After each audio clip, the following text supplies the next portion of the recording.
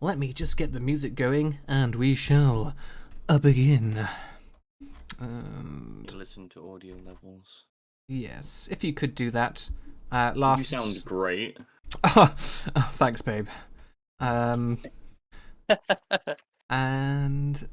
we get the music, yeah. And we'll go right into downtimes once I share that onto the stream. Nice.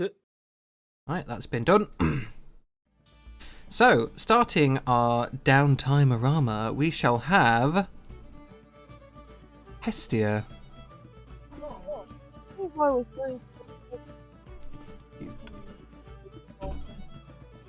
What? We can't hear it. Yeah. You're not coming through very well, Boo. I don't know. Can you hear me now? Oh, there we go. There we go. So, Hi. say that one more time if you could.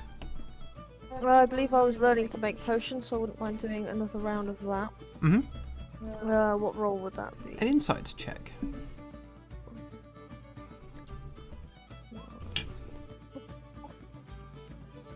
Let me make sure I'm on the right screen. I am. Marvellous.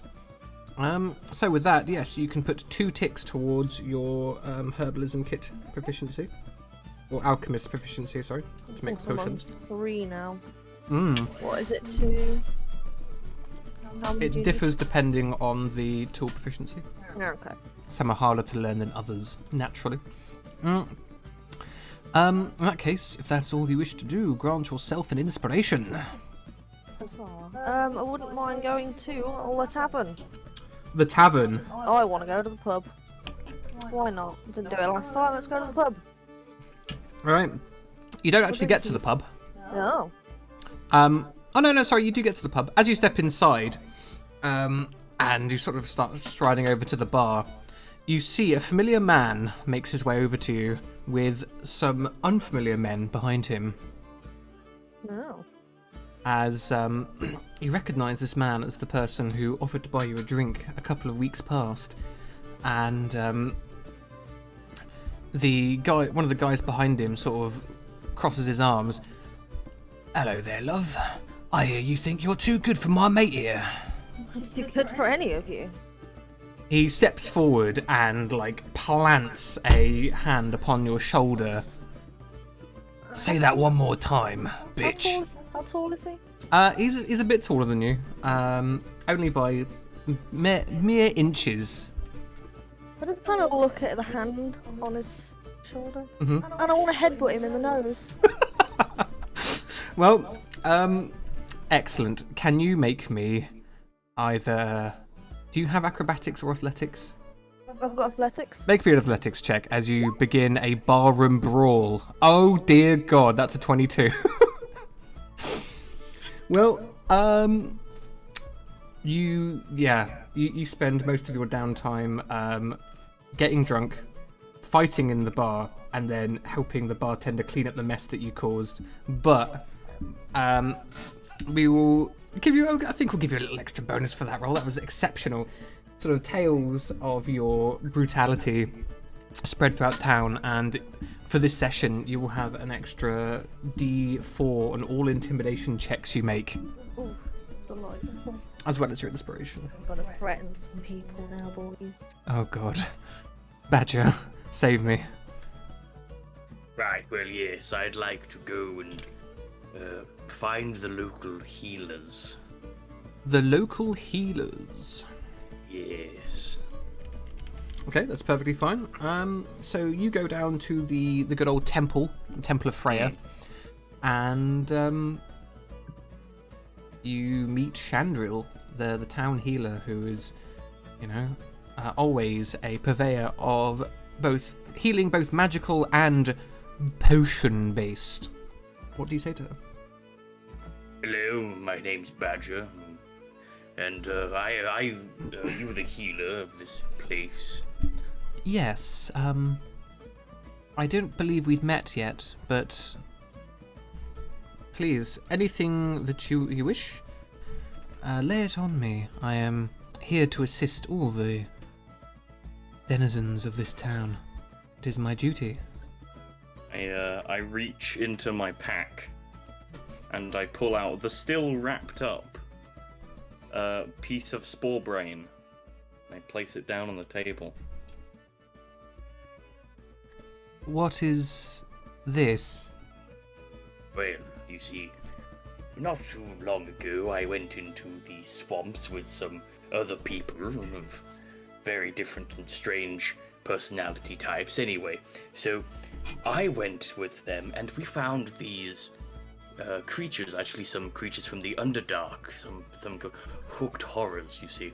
But they were acting strange, you see. They had these mushrooms growing out of them, and upon their perishing, or if they got too close to another creature, they would emit these spores that I believe were used to try and infect and spread this weird mind control plantation. Please tell me you dealt with the problem before coming and bringing this to me. That sounds well, dire. Yes, of course. Yes, we good. dealt with the problem. We cleared out the cause, and this was a piece of the brain of a creature that I salvaged. So, yes, I'm sorry, what do you want me to do with this, exactly?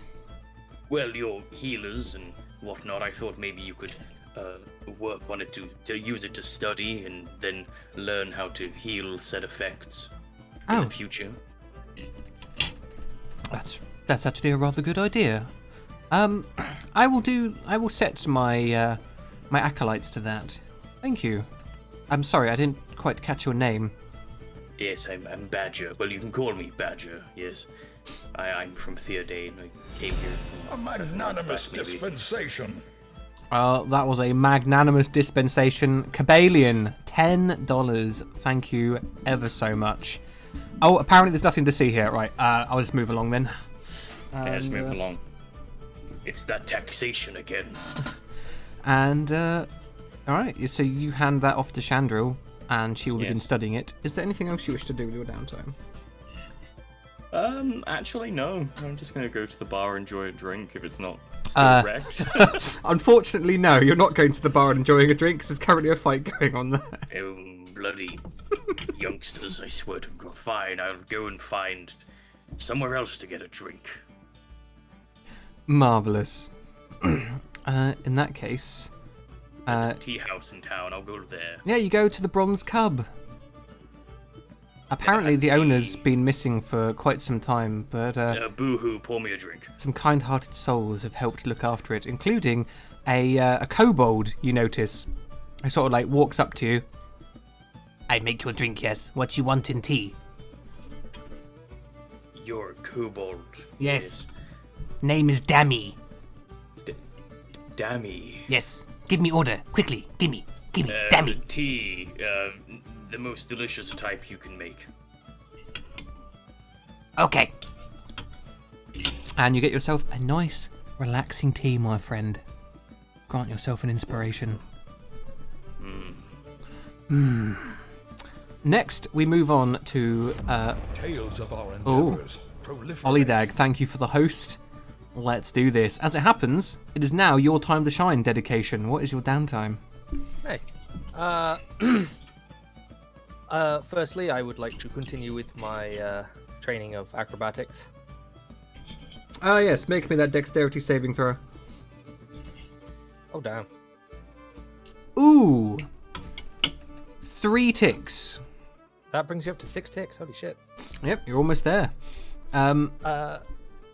As you sort of do some more acrobatic maneuvers this time, training in higher places in more dangerous scenarios, you're truly starting to pick up the art. Tales of our endeavors. Proliferate. And TK Squid, thank you for the host.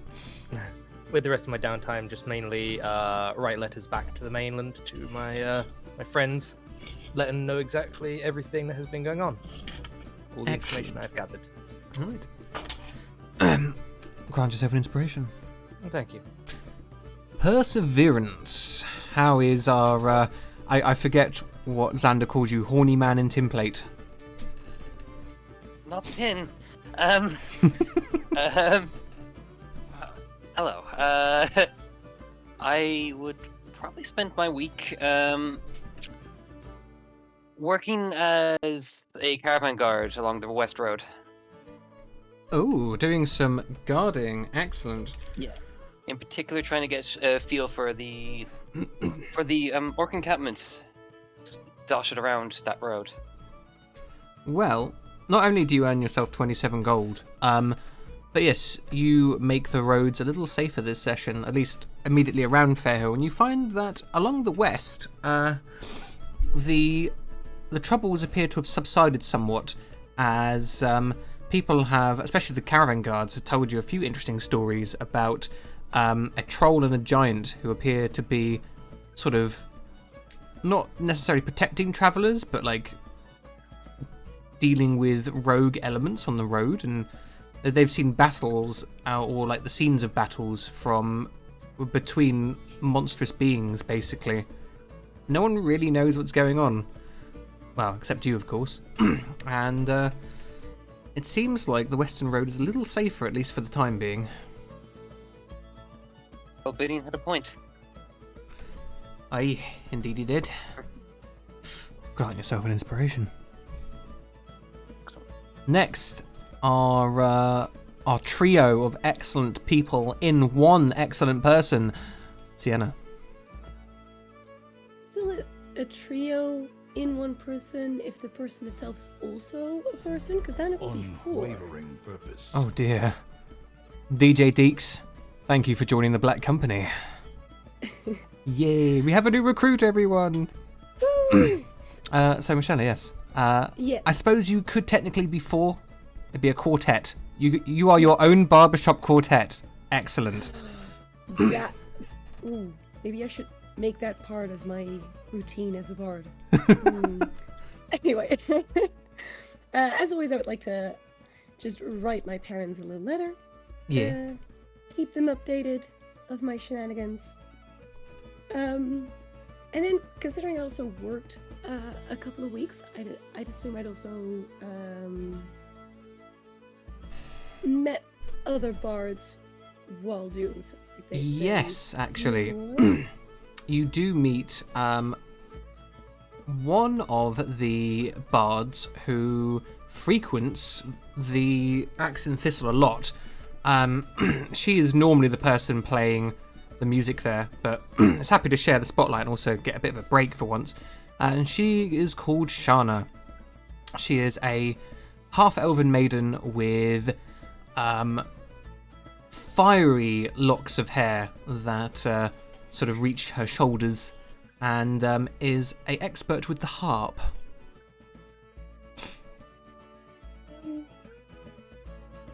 I would like to ask her, because she probably also talks to a lot of the patrons, because they are the ones that pay her a lot of money. Mm-hmm. If she heard of other creatures leaving the sphere. She nods. Well, I've been trying to gather tales about the sphere. It's whatever everyone's talking about it, it only makes sense, right? But a few have stood out. There is apparently an enormous slug that comes out and steals the time from people, turning them back into infants or erasing them altogether.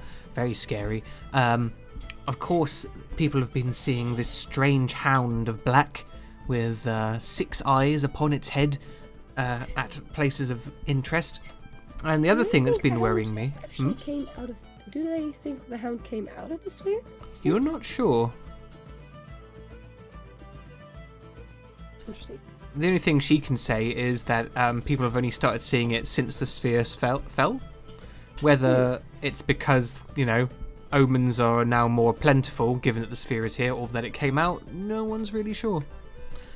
And the final thing she tells you about is what is essentially... She tries to explain it to you once, and gets her sort of language garbled up. I do apologise, Common isn't my first language, but she rubs her temples. Multiple language. I actually also speak Elvish. Oh, well, in that case... easier for you. In that case, she describes a creature that is literally a flying manta ray that is covered in these strange bronze scales. Apparently, the creature, although it is not the largest, basically as it swoops over other creatures, it drops the scales from its body onto the ground, which then explode.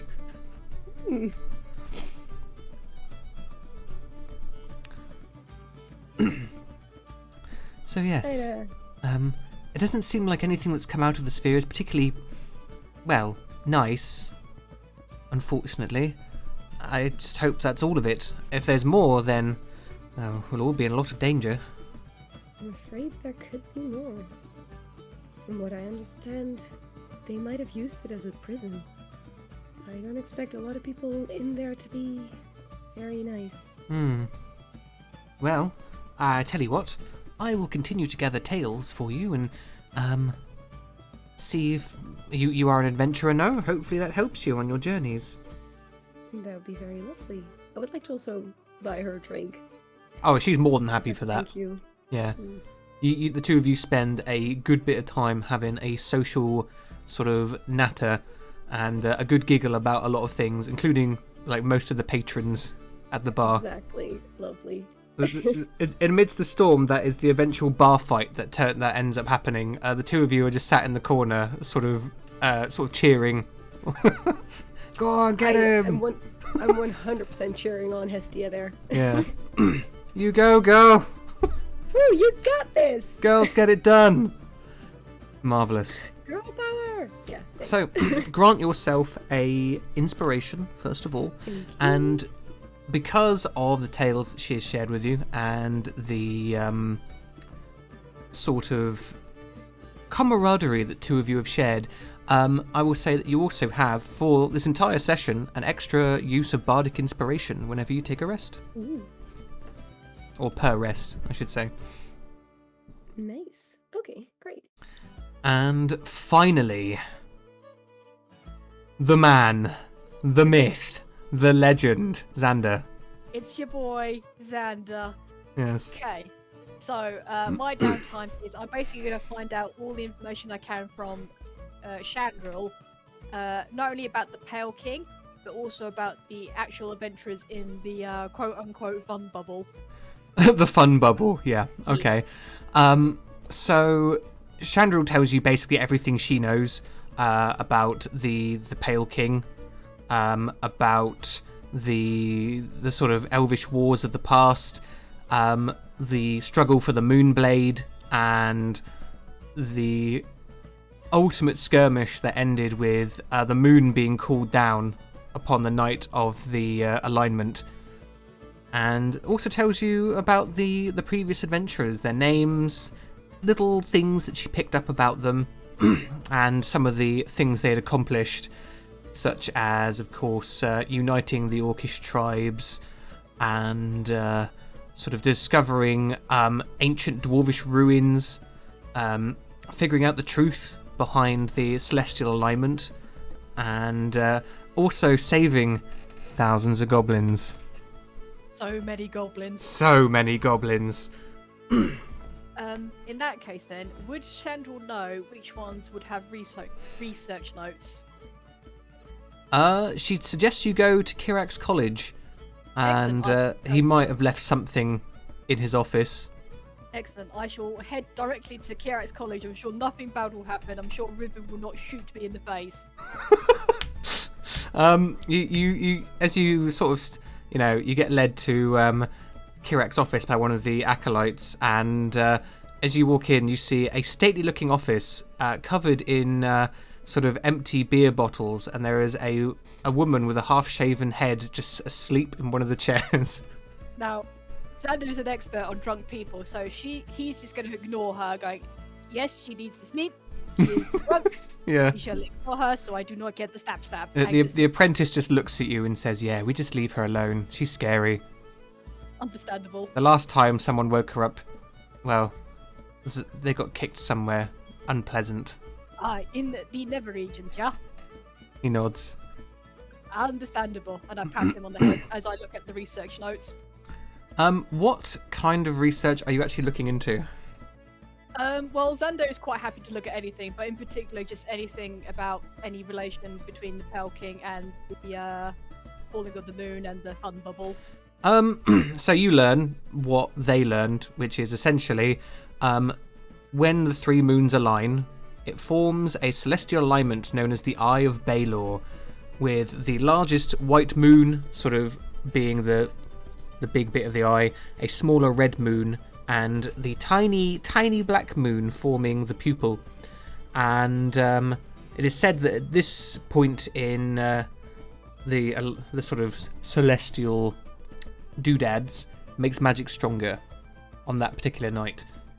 It also states that the Pale King was in contact with a creature known as Balor, which apparently was somewhere like, above in another realm. But now it seems that this creature, this Balor, may have been inside the sphere the entire time. Ah, interesting. Well, what Xander will do, because he respects, obviously, other researchers' people, he will make his own copy of the notes and will leave Kirak's notes in the college, and will just thank the apprentice that let him in and asked if he could come back anytime. The apprentice looks over at the sleeping woman in the chair. He shrugs. I can't guarantee anything, but... I have met the feisty women before. They will bow before my presence. It will be fine, yeah?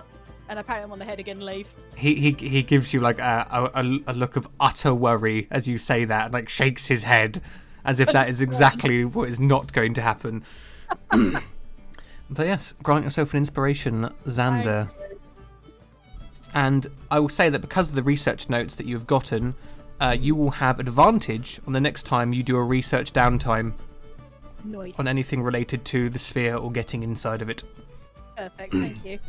Alright, so now we move on to the next part of our motley show, and that is, of course, the rumours. And we are going to have to figure out where you lot want to go.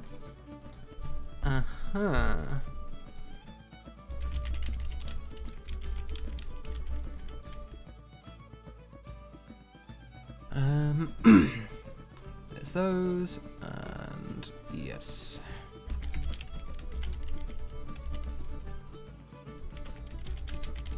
So, your three rumours today. There are knights in gold holding up travellers along the northern roads. There are relic seekers in the lands who apparently are searching out an artifact. And Chandril has had a vision.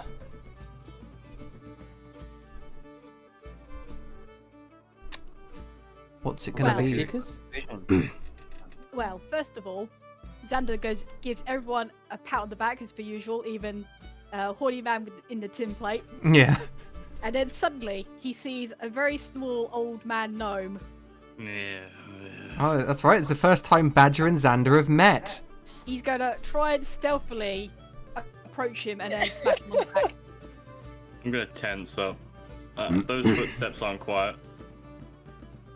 It's an elephant. Then he goes, it's the badger of the bleached ass, and slaps him on the back. Yeah. I thought I left you back in Theodane. Yeah, and then I decided to do the travel on the boaty boat, and then I came here, yeah? Dear God, well, tell me you're on a different adventurers group meeting. Are you at this table? I have some bad news for you, friend. Yeah. Oh He is indeed with no. us today. Well, actually, funny you should be here. Last time I went out, found some mushrooms. Made me think of you. The shrooms? No, not good kind of shrooms, no. I must be doing the examining, yeah? Well, I've actually left them with Chandril. Ha. So if you want to do that, I say we go and talk to her about some vision. Yeah, that would be the good idea. So, that's 2 votes for going to see Chandril. I agree. Oh, 3. Oh, well, in that case, Calm down. Yeah. Well then. it has been decided. That was probably the fastest vote we've had. Unanimous? Dedication? Speedy vote. Yeah, Sure. can we get it confirmed as unanimous? There we go. No, you can pretend that. That's fine. Yeah. It's unanimous. Excellent. Well, in that case, the lot of you head over to the temple of Freya, and you meet Chandril, who sort of welcomes you in eagerly, and you can see that her usually sort of calm and reserved nature is completely different. Her sort of bright blue eyes are alight with excitement, and she's sort of bouncing slightly as she walks, which is a bit odd for someone who's usually quite reserved. And she sort of takes you into the back of the temple and sort of sits down. Good evening, friends. Oh, good evening, morning. Sorry, I haven't slept. I take it you're here about my hosting. Indeed. We saw Could you you had tell had us a more about this vision. vision? Indeed. Of course, naturally. Where to begin? I suppose last night I had a vision. I was visited by an angel.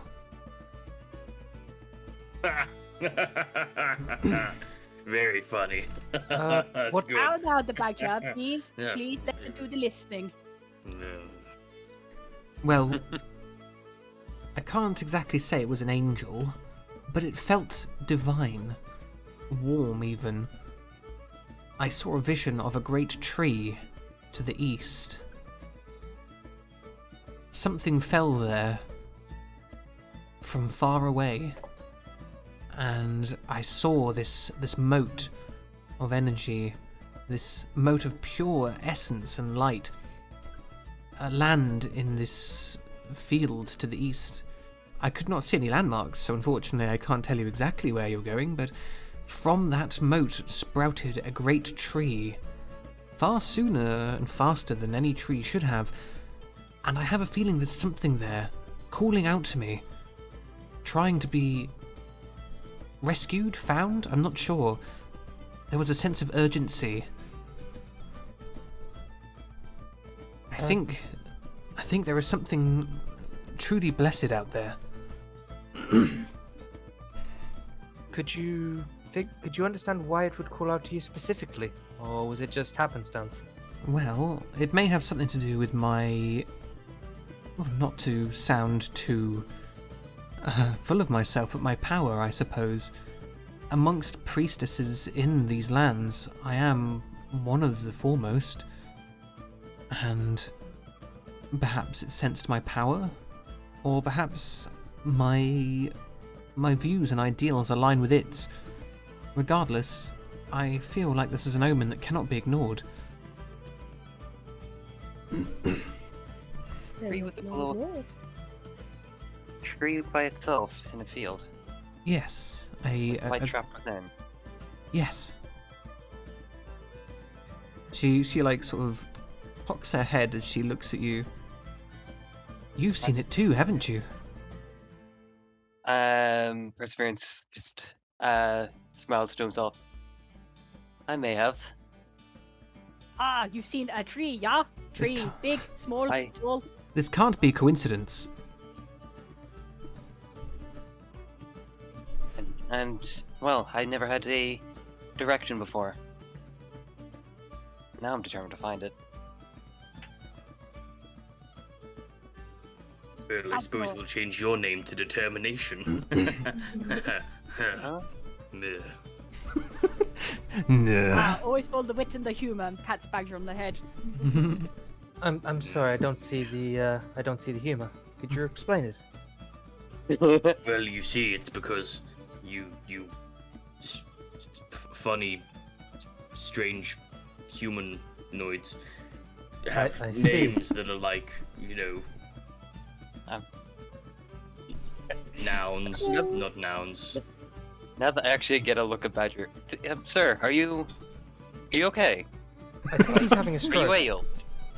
What do you want about? I'm fine.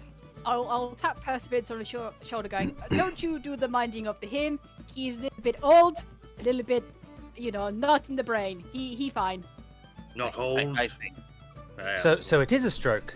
No, I'm not having a stroke. Anyway, this tree, tell us more about it. What color were the leaves? What was the type of wood? Things that we can see from sight to identify it. It is a mighty oak, and I imagine you will be able to tell it apart from any other, as it stands completely alone, devoid of any other trees around it, and it does seem to glow with a light from within. I have a feeling. It's in the east, so we know it's near a moat. Is there anything else that we know that could indicate a location? Well, it's somewhere grassy, so that lowers your search area a little bit. But I do have an idea, actually. You have perseverance with you. As a paladin, he has the ability to detect divine entities. Do you not? Indeed. Once I get into a certain range of it, I should be able to see it. Essentially light up. That should help, certainly. I imagine as well that if this creature is truly divine, this essence, then it would draw others to it. Not necessarily humanoids like us, but animals and other creatures of soft heart would be drawn to such a place. You never know. With my background, would I be able to help get us in a general direction for it to be in range of Perseverance divine location? You'd have to head off to the east first. You don't know how many days, but yes, I will allow you to use your background feature to assist when the time is right. I guess then we know a direction. Let's start heading out. Indeed, let's do the walkie walk and the talkie talk along the way. Oh God, not much of the good. talky talk. I'll be fine. I'll put you on the shoulders. You get the piggyback ride like the small child, yeah? Would you If prefer you're going the to singing put me spoon? on your shoulders, I'm going to punch you in the face. It's fine. I've been punched many a time in the face. I know, by me. Yeah. And apparently by crocodiles, if his stories are to be believed. Yes, I Oh, know. he I told am. you the crocodile story. Don't believe that nonsense. Did you tell them it was a baby crocodile? No, normal crocodile. It was a baby crocodile. It was not the baby, it was the big crocodile. I live for this interaction. Okay. Xander, So, guys, you still need a pathfinder. Do we want athletics, stealth, or survival, guys? Well, I kind of feel like just out of poetic justice, it should be perseverance. That's what I think too. I can athletics it in my athletics, or I can survival at a push, but my athletics is better. I think athletic just so we Go can for get- athletics then, my man. Yeah. Well, athletics is 4. That helps. Gotta go fast. Gotta go first. Wait, what's your athletics? Oh, mine's 7. No, okay. Well, Be like Sonic. Alright. Let's see that roll, lad. Speed. There you are. Oh, he is speed. In that case, you get 3 actions and the 1 bonus action, not the super big bonus action. And with that, You can keep pace. we are going to head off into the lands. Yeah. Yeah. So, you are going to have to head east, and at the moment, east is not a direction that has been all that explored. There's a lot of black squares there, so good luck. Let's go to the snake bit. That looks like fun. Oh yes, the snakes. Where can I get? So let us get some travel music. The same travel music we use every time because it's technically fine for me to use on Twitch. At least I hope. If I could suggest perseverance, my good was it Xander's horny friend? Yes. So if we're looking for a moat of water, May I suggest we start by looking around the lake? Are we looking for a mote of water? I believe it was a mote of light. It was a Was it mote mote of of light, yes. My mistake. I Yes. don't retract my sentence, though. Nowhere in the vision did you see any water. It's literally just sitting in the middle of an enormous field. I heard moat. My brain filled it in. Fair. I Hmm. think we go straight east, I want to say. Okay, And I guess we'll follow you. Actually, now that I think of it, we could go to Olba. Let's sing the They Peter are Pan no, song. they are look. No, you go. Actually, yeah, no. You're right. We're going to Olba. Okay. In that case, you go out of Fairhill via the East Road, and it doesn't take you more than, I want to say, especially because you're using athletics as your movement, you get to Olba roughly at about sort of 4 or 5 in the afternoon, and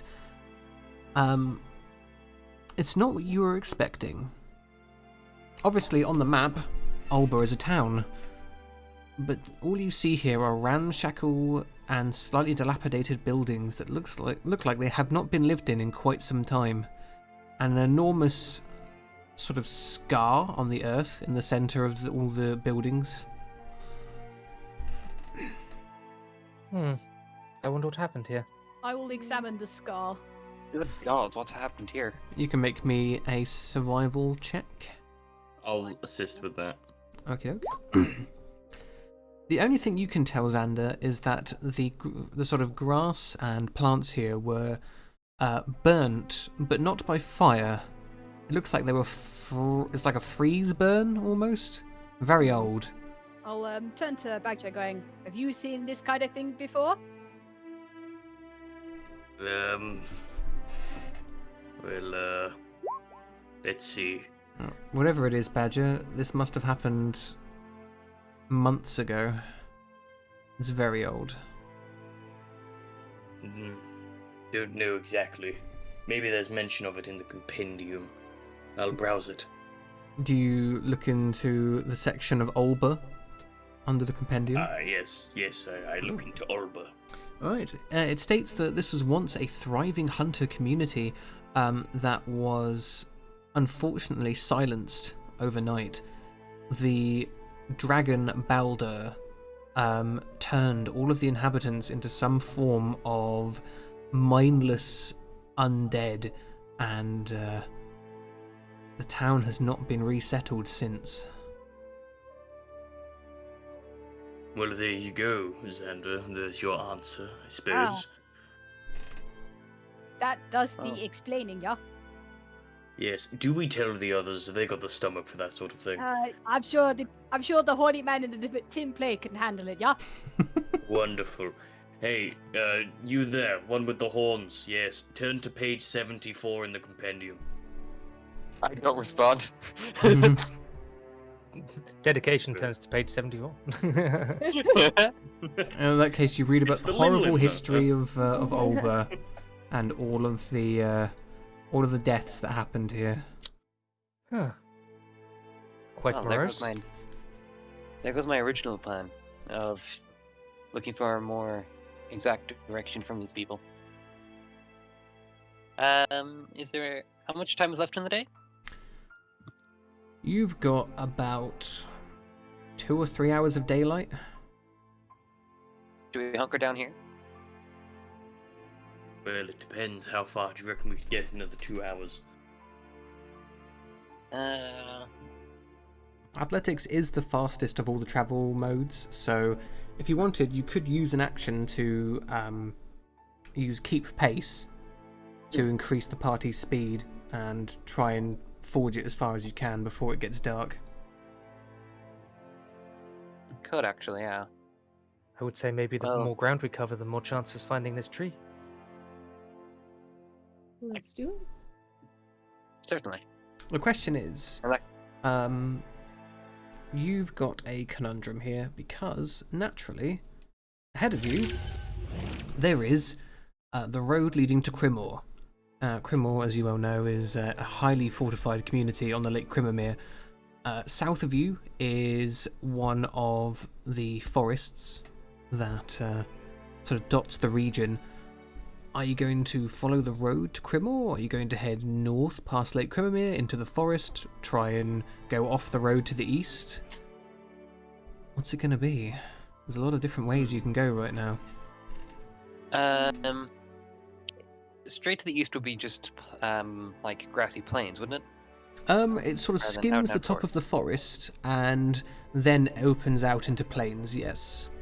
And according to the map, there is a tor in the midst of all that. A what? A tor. As in a large structure of rock. Oh. Giant rock in it. Yeah, giant rock in it, as Cabalion very artistically said. Yeah. We could try and split up to that if what we're looking for is a grassy plain. Or grassy field, anyway. Alright. Well, if straight east is how you want to do it, are we going to forced march our way into the night? No, I think we should camp. Personally, because a forced march would lead to exhaustion, right? Sorry, keep pace is what I meant. Oh yeah, we'll keep pace. Okay, excellent. In that case, you leave all behind. You begin to forge out into the wilderness as it begins to get darker. The sun falls behind you. And yeah, you see the edge of the forest to your south. And by the time that it gets too dark for you to continue, you've basically gotten to the very sort of top corner of the forest as it sort of heads back down to the south, and you could even use the sort of basic tree line as cover if you wanted to make a camp tonight. Well, I mean, obviously you're going to make a camp, but... Yeah. Yeah. Let's not take exhaustion. Let's not. Yeah, I think So, we can camp. what's it gonna be? I am happy to take a second watch. I'll take a watch. I can take any watch. I don't mind taking a watch as well. Marvellous. I will share a watch with Xander. Okay, I'll share one with Talc then. So everyone's on a Play watch. some Cobalt Frog. Not while watching. Kobold tag. Afterwards. Yes. Alright then. So as you guys are setting up camp, you're sort of getting your tents sorted out, you're starting to set up your fire. It's at this moment that something feels a little strange. None of you can put your fingers on it, but the hairs on your neck are starting to stand up. Can I tap into my divine sense? Ooh, you may. That detects undead, fiends, and celestials, right? Yes. Celestial fiend. Yeah. And undead. Damn, no way. Huh. Perseverance. The dead walk. Yay. Excellent. Don't know how else to put this, everyone. The dead are among us. Ah, you mean like the time that our good friend Orion got the punchy punch and nearly died, yeah? I Not think this quite. might have been one step further than that. No, we talking undead. Indeed. Ah, Wonderful. the dead of the young. Would you like me to go and scout them out and see where they are?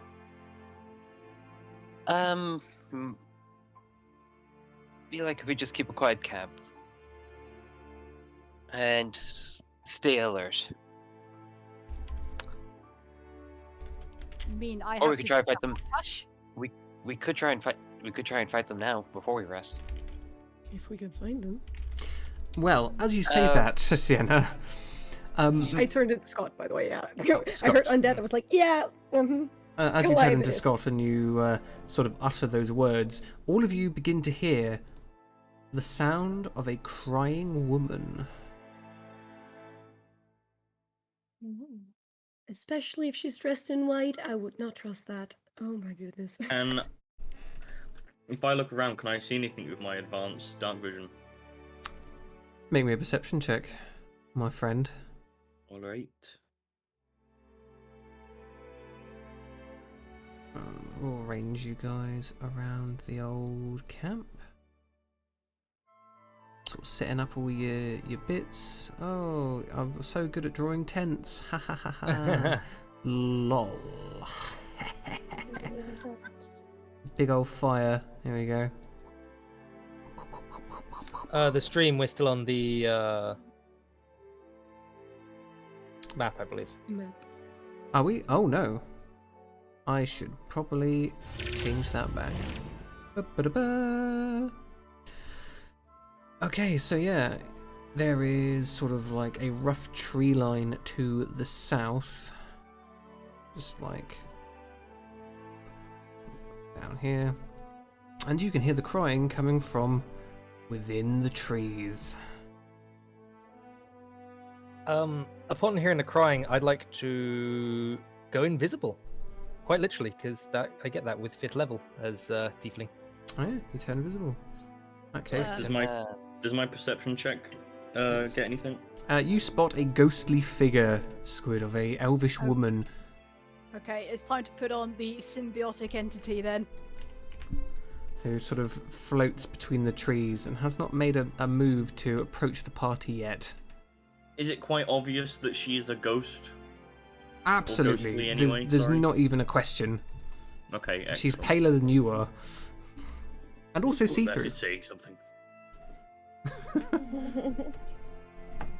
Well, to that I say meh. Are any of you familiar with this thing? Well, I've researched many old Theodane creatures. I don't know if this is one of them. I've heard of a lot of creatures as a bard. I don't know if that's part of it. Never heard of it. Yes, it would be a religion check if you have proficiency to learn I'm about a this bard. creature. I'd probably not, but oh, I know exactly as much as Badger does. Yep. Even with your bardic knowledge, there is little that you can gain or garner about this beast. Then I cast Shillelagh. All the spell casting is certainly bringing her forward, and as she comes into the firelight, she sort of squints angrily, and you can roll me initiative. Take your tokens, my dudes. Good start. What do you mean? 12, Ollie? I know, right? What is Are this? you sick? I think that's the think I lowest am. you've ever rolled for initiative with this character. Right? And it's still higher than the ghost.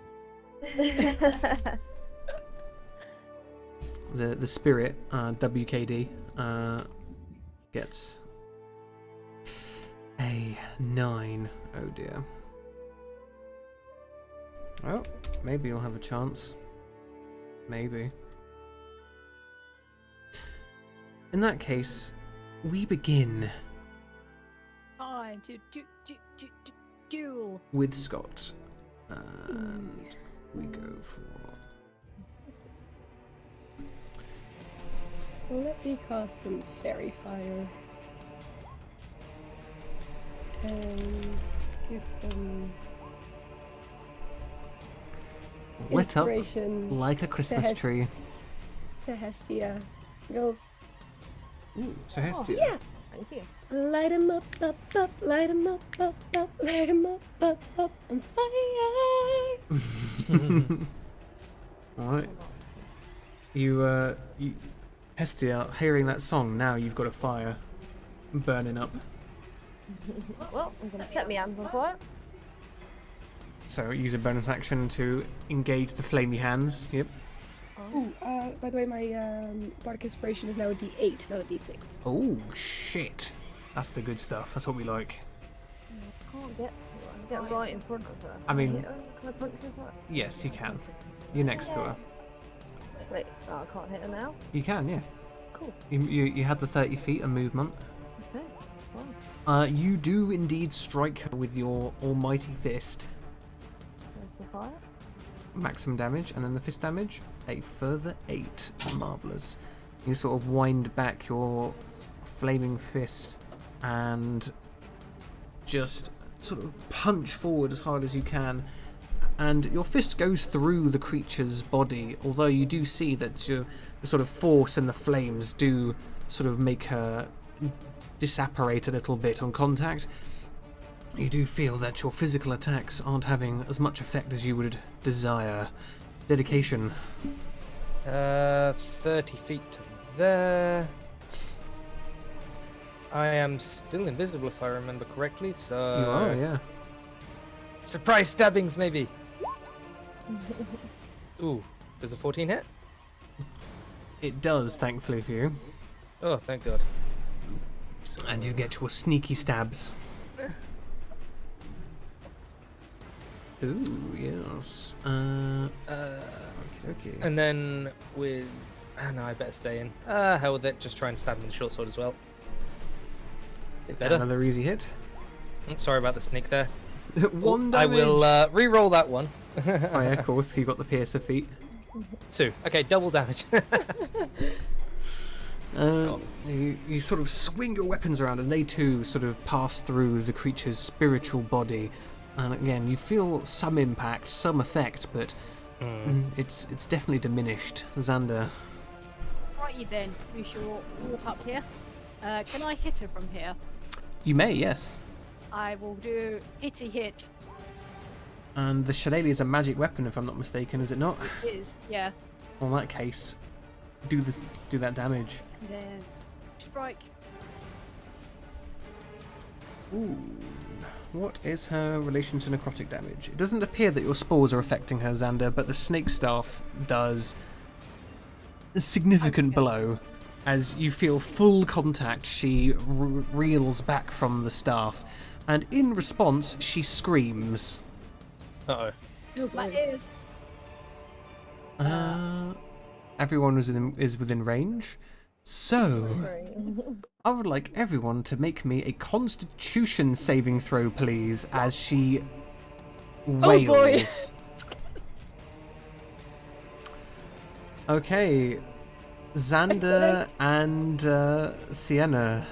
Can I use cutting words on that? Is that how or no? You can't use cutting words on a saving throw now. Xander, you and Sienna so far have failed. Oh no. Okay. So she lets out a scream, and both of you drop to 0 hit points. As Okay. you feel her pure rage cut through your body, directly harming your spirit, and everything goes dark. Oh, my 10 hit clearly points. affects the fairy fire. Ah, yes, the fairy fire is gone. Badger. Right, well. That's not fun, is it? 2 healers as well. Oh god, I'll both the run healers. to you.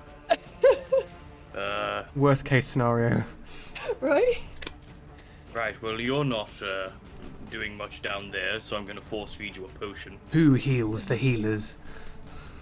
Badger does, apparently. Badger does, apparently. Hey! Does he also watch the Watchman? That's, what is it, 2d4 plus 4? 2d4 plus 4, yeah. You only watch the There you Watchman go, in 7. cinemas. I'll take it. That's Thank you very 5 much. feet, and then I'm gonna move to here, where I'm in line of sight, and I'm gonna. That's a bonus action. Give someone else a potion or action. It is a bonus action Wonderful. in this And particular then system. I'm gonna. Oh, let's go for fire. Oh, you definitely hit her. The ball of flame roils against her ethereal form, and while some of the fire dissipates into the air, she does seem to get burned. Good. Perseverance. Right, I am going to Cast Guiding Bolt. Ooh, shit, son. Alright, yeah. It's a leveled spell. Yes. Well, that's the damage. What's the not how attack roll? That's not how it's gonna work. Because I'm using it as a fucking... Oh no. Just hold on with us, audience, while we deal with some technical difficulties. Even more technical difficulties, because that's still not doing what it's supposed to. It's okay, Perseverance. We have all evening. We forgive you. No one is judging you viciously. It's fine. Vicious mockery. Yeah, I don't know what's... Well, What's your up? attack bonus is going to be a +5, so just do me a d20 +5. That hits. And you do There we 12 go. radiant damage. The radiant damage cuts through any defenses she might have, and she once again shrieks. This shriek isn't one that kills everyone, mind you, but she definitely did not like that attack. And the next person who attacks her gets some ding ding ding advantage. We go to Sienna. Sorry, Scott. Yeah, I mean, the advantage is not gonna do much because I am gonna cast Vicious Mockery on her to say, you should get some singing lessons. That was very off pitch. You sort of Well, pick yourself also up from the casting ground, half dead, an like, up- get some singing lessons. While also upcasting Healing Word at Xander. Nice. So that's a +10. Oh, she's at Yay. disadvantage on her next attack roll, and Xander, you're back in the game. But not before Hestia gets a chance to attack with advantage. Good bops. You can, if you desire, use your bonus action this round to also drop your Hexblade Curse on her for all the stackage. Hold on. So there's a Well, that is the easiest hit of your lifetime. Excellent. So this time you punch forward with your empowered fist, and she shrieks and disappears into the nothingness of death.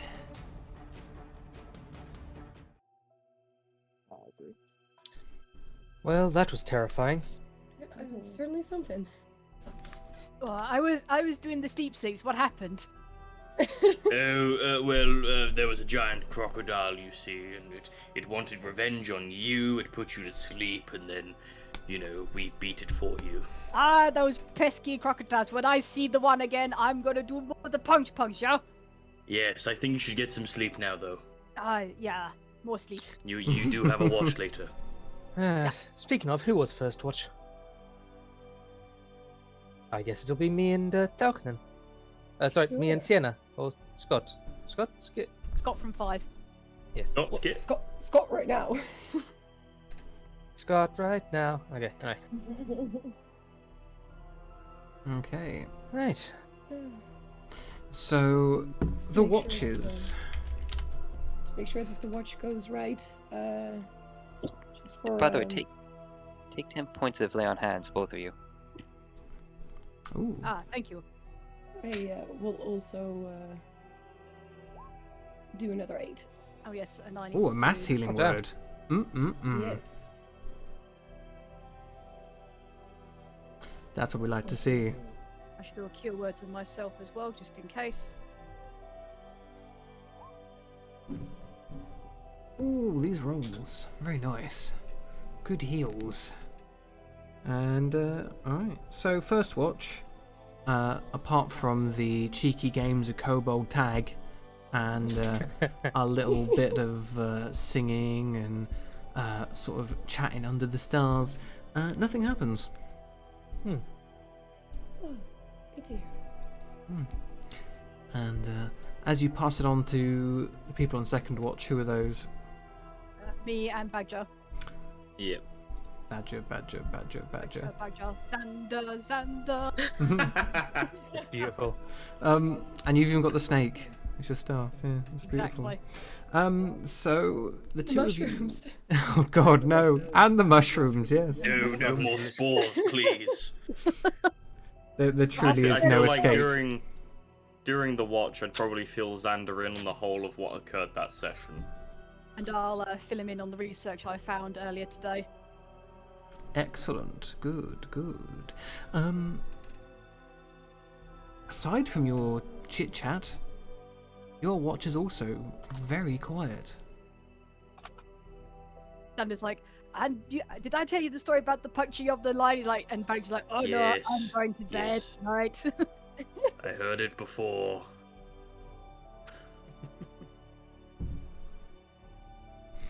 Alright.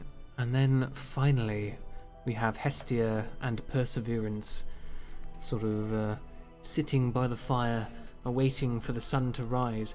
And it is during this watch something interesting happens. The two of you, first of all, hear something out in the woods. It sounds like a crying child. I'm going to divine sense that one again. Within 60 feet of you, there is nothing that your divine sense can detect.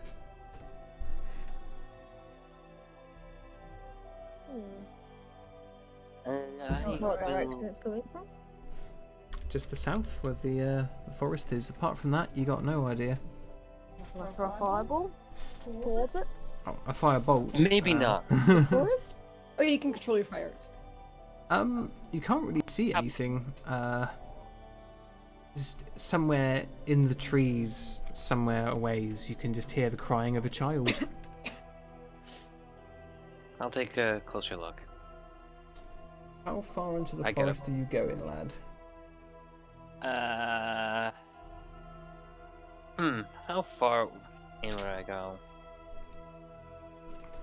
Not too far. As long as I feel like I'm getting closer to the source of the sound, we'll say. You definitely are. I will. Yeah, I'll keep going. What are you doing, Hestia, as Perseverance goes to check this out? I'll go with him. Alright. So the two of you... Using my hand as a torch. Oh, naturally, yeah. The two of you head a little bit further into the edges of the forest, and you can both make me a perception check. Oh dear. Oh dear. Oh dear. Well, in that case, you're getting closer, guys. Do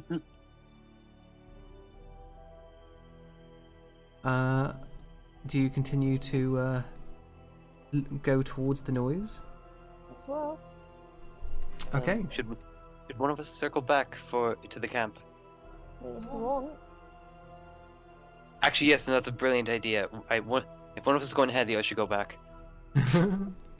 As you're sort of talking, something rustles in the nearby bushes, and a small creature leaps out.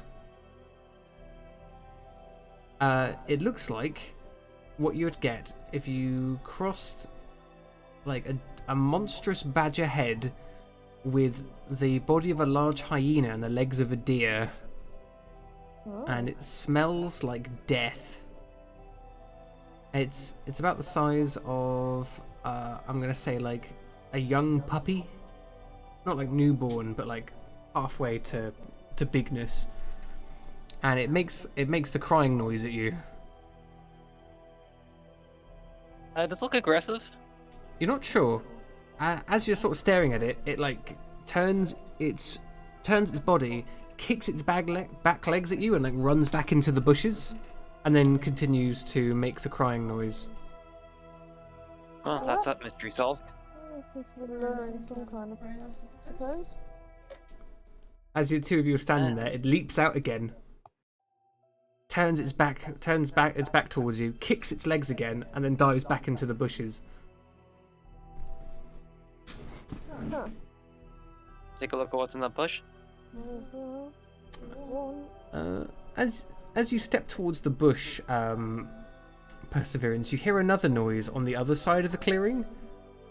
You hear a growl.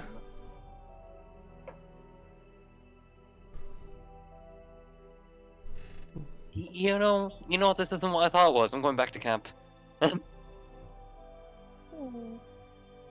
Ooh, or can I? As you look over to the side, you see another one of the creatures, apart from this one, is about as tall as a horse, and it's currently staring at you with these blood-red eyes, growling as you're like stepping towards the bush. I'll start backing away from the bush. Hand on holy symbol. Okay. You can make me then, Perseverance, a performance check.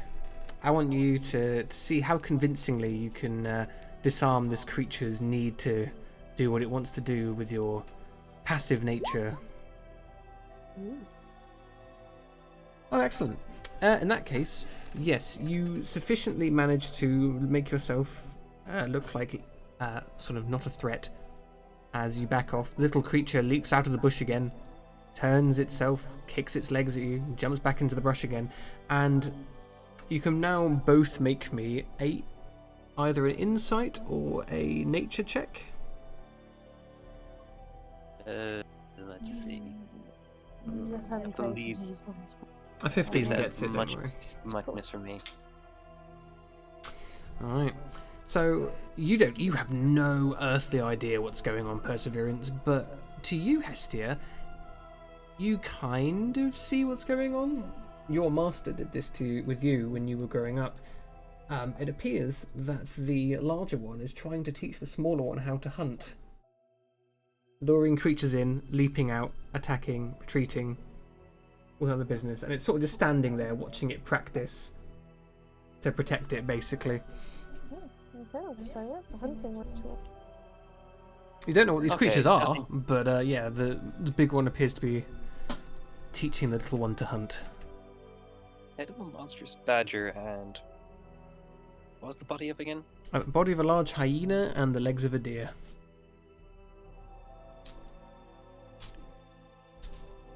Yeah, I'd just head back to camp at this stage.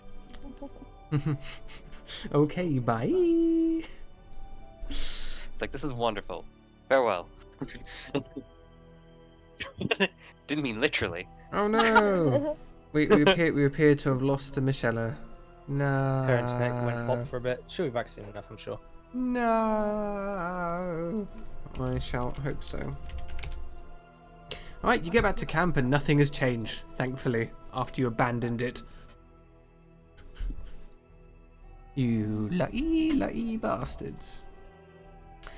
And with that, nothing else of note happens during the night, with the exception that the two of you on the last watch do see to the southeast. You know how sometimes in towns there are like clubs with searchlights on, like sort of blaring up into the sky, and you can see sometimes on dark nights the lights moving across the sky, or Yeah. moving across the clouds. In essence, you can see something similar to that happening to the southeast. Can't tell where, but you can definitely see it. Not where we need to go. And the morning rises. Everyone wakes up from their sleep, and the journey begins anew. Rested, yeah. Yeah, long rest. Get your shit back. Xander just wakes up very loud and goes, "Oh, what the morning of the beautiful? How did everyone's watch go, yeah?" Quite quiet. Nothing out of the ordinary. What about yourselves? I told the badger about the punching of the crocodile and the tiger. I was there when it happened. Ah, yeah. You've told me the story 5 times in one night. It's a good story, yeah? But you keep neglecting to mention it's a baby crocodile. No, it is the large crocodile. It's this big. Then he sees Perseverance and go, and how about you, the horny man of the tin plate? Well, no fighting, but got to see a bit of the wildlife. But more importantly, actually, Sander, you might know this. Do you know a creature with, how to put this, head of like a badger, the body of like a hyena, and like the legs of a deer? Dear Daddy, have I heard a creature like this? Must you call me that? Yeah. Oh god, the meme has bled onto the stream. Oh dear. Oh, no. Excellent. You can make me a nature check. Okay. Look how sad you've made him. Yep. I deserve that 13. You do deserve that 13. Unfortunately, you do not know of a creature that has those attributes. I'm afraid I do not know, but the badger of the small mind might. It's no matter. Right. And why is that? Because my name's also Badger. Yeah. I thought so. I'm Anyway. not good with animals. Anyway, we do the eating and then we do the walkie walk.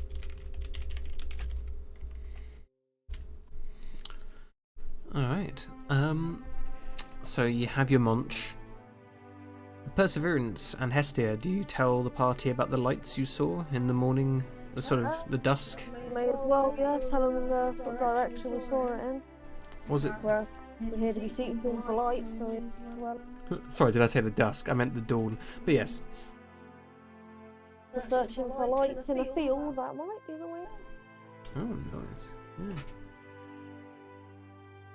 Yeah. It's at this point that, you know, Sienna would turn around and be like, I would like to use my background feature to assist them in being able to find the place. And it's also at this point that I would respond, yeah, sure, go ahead. But she's not here. And actually, is Perseverance here? Are we having more internet problems? Yeah, I am back. Good. I just had a slight hiccup there. Good lord. I ask if there's internet problems. Perseverance Yep, would I'm use back. his bardic background. Implying that you are the source of the problem.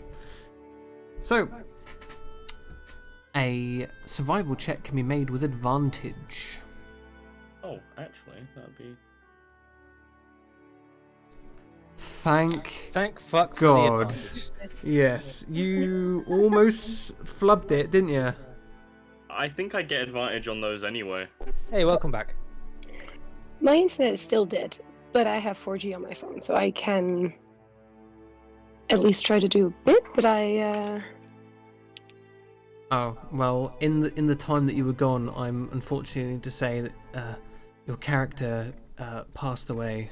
Yeah, Yeah. such a dire death. Indeed. But we did Yeah. eat them for breakfast. Indeed, that's yeah. good, that's good. Circle of life. They were still Scott, so... it More was all meat. Yeah. Yeah. Actually, it wouldn't be. If I died, I would actually turn back to Tau, but yeah. Oh, well. Well, Yeah. as far as I'm aware, that's still Scott, so... In a way.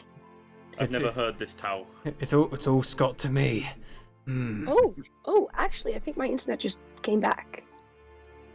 Well, I'll keep my fingers crossed as we move into the next phase. Next day. And let's see what you come across. Next day, bum Bum bum bum bum bum.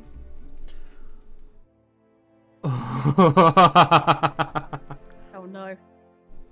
Don't like that laugh. That's Oh concerning. I do. my god.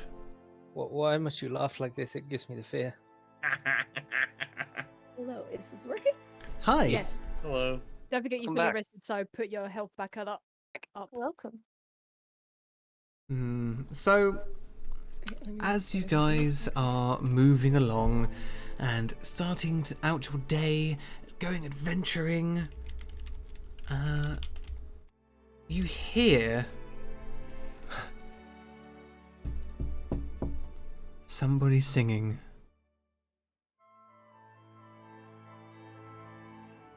Shoo-ba-doo-bop. Sha-la-la. Guess go towards the singing. Yeah. Shoo-be-doo-bup-bup. Sha-la-la. I swear to God, if it's that damn Lim learning to sing. The what? I think that. No. There was a creature. Yes. It went It's whir. a small and- creature about this big, which was about the same size as your baby crocodile, and It was not the baby crocodile. It was the enormous sized crocodile. now I'm telling a story.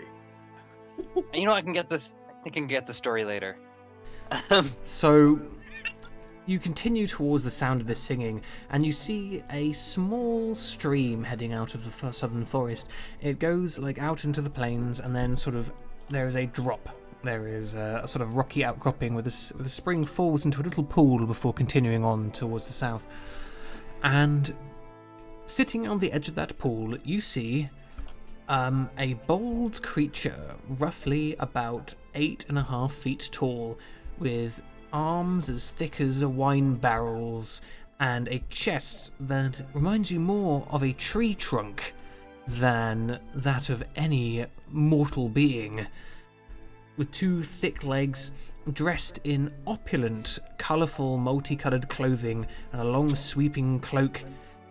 He has a chubby face with 2 enormous tusks jutting up from his lower jaw, adorned with a fancy purple hat.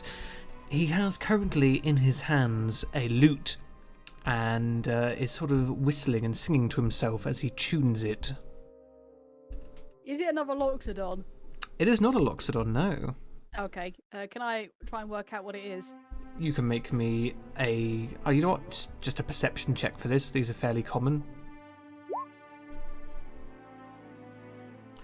Alright, you appear to be looking at perhaps the most overdressed ogre you've ever seen. I speak in giant. Hello, fellow tall person. Oh, I've got some visitors, have I? Good the day to you. And a good day to you too. I like the way that you dress, yeah? Similar taste. Badger, what are they saying? I don't understand, giant. I'll tell you, they're saying, and he's saying, I see. yeah. Very insightful. Your friend doesn't speak very good giant, does he? No, he not good. He be the Atlas. Yeah. Oh, well that's alright. I enjoy your choice of clothing too, friend. Yeah, do you have the tattoos? And I sort of point to some of my tattoos. Yeah, he sort of pulls up his shirt and like a big old fat belly spills out. It's got like some scarification, some sort of brands, and a tattoo or two. And he sort of pulls the shirt back down. Okay. I'll jump down to him and we will compare fashion and tattoos and piercings. As you get closer, you see his loot is a little makeshift. He appears to have taken an enormous battle axe and basically put strings on it. Carved into the blade of the axe are the words "Wild Stallions." Perfect. I'll point to his magical instrument and go, I have the friend who does the singing too, yeah? Do you mind if I bring her down also? Oh, I'm always happy to jam. I'll then turn to the others in common and go, come down and sing with us, yeah? If you insist. Not Yeah. singing. Do You want to do the think- singing, Badger? We can even sing a song in giant. I'm not singing, Xander, not after last time. Seeing the rest of your comrades, he switches to common for the rest of the conversation. Mm-hmm. It is a pleasure to meet all of you. Oh, fantastic. He speaks The pleasure is ours. What brings you down this way, exactly? We are looking for a very, very big tree. He nods. Lots of those. You shouldn't have much trouble finding one. Yes, well, We are looking for You don't need to do the slow. specific. He's just No, don't have to do the slow for him. No. But he's very tall. He's no. He very good. You can speak the normal. right. Okay. We're looking for a tall tree with a mote of light around it. Tell me, friend, are you jealous of tall? No, thank you. He is the man. I quite like being. You're not mad because small. I'm not mad because I'm small, damn it. I'm happy. I'm a happy man. Don't I look happy to you? Wait, this Yeah, isn't sure. happy? You want to see me with my happy voice? I'll show you my happy voice. This is my happy voice. You are a sunbeam of radiance, my friend. I think. We believe you. Oh, We believe you. apologies, I haven't even introduced myself. You can call me Magic Thighs. Yes! Magic thighs! Oh lord. I'm sorry, magic thighs? Magic Thighs. Ah, okay, magic thighs. Got it. Going, that is the name, the brilliance. I am the Xander. Pleased to meet you. I'm Perseverance. I try and sneak a glance to see, is his name accurate? He's currently wearing quite sort of poofy, colourful trousers, so you can't actually see whether his thighs are in fact magic. You're just gonna have to take his word for it. I'll believe him. Just kind of give a weird look. So, magic thighs, what exactly are you doing around here? Are you taking some time to yourself, or? Oh, I'm trying to find my muse. Oh? Yeah. Did you lose her, or? No, I haven't found it yet. Yeah, he means the metaphor of the muse, not actually looking for a muse. I see. But looking for inspiration. Yeah, That's right. Xander, yeah. what about your story? I have many of the story. Which of the story would you like to hear? What, the one about the baby crocodile? It is not the baby crocodile. If you show me that size of that crocodile one more time, it's a baby. The Magic Thighs sort of waves his hand. I heard many stories. Some big, some small. I gotta see it for myself. I tell you the one. Little bard here taps, I'm assuming she's still Scott on the head. And goes, you, the bard, perhaps you have the story to tell. Magic thighs. Of course. I just go into song to make it even more inspiring because I'm trying to give him a bardic inspiration. Yeah, okay. And the story starts with, it's a cautionary tale of fear and lust and pride based on actual events where people died. Ooh, nice. We're getting somewhere. I mean, I could go on, but that would just... Have you been making a tune? No, it's an existing song, actually. Oh, well. I'm just into musical theatre, so that... You know. Oh, yes, that makes sense. Yeah. Absolutely, yeah. In that case, you give him a bardic inspiration, and you begin to sing and relate your tale. He seems pretty enraptured. Make me a performance check. Let's see exactly how well you do. Ooh. Okay.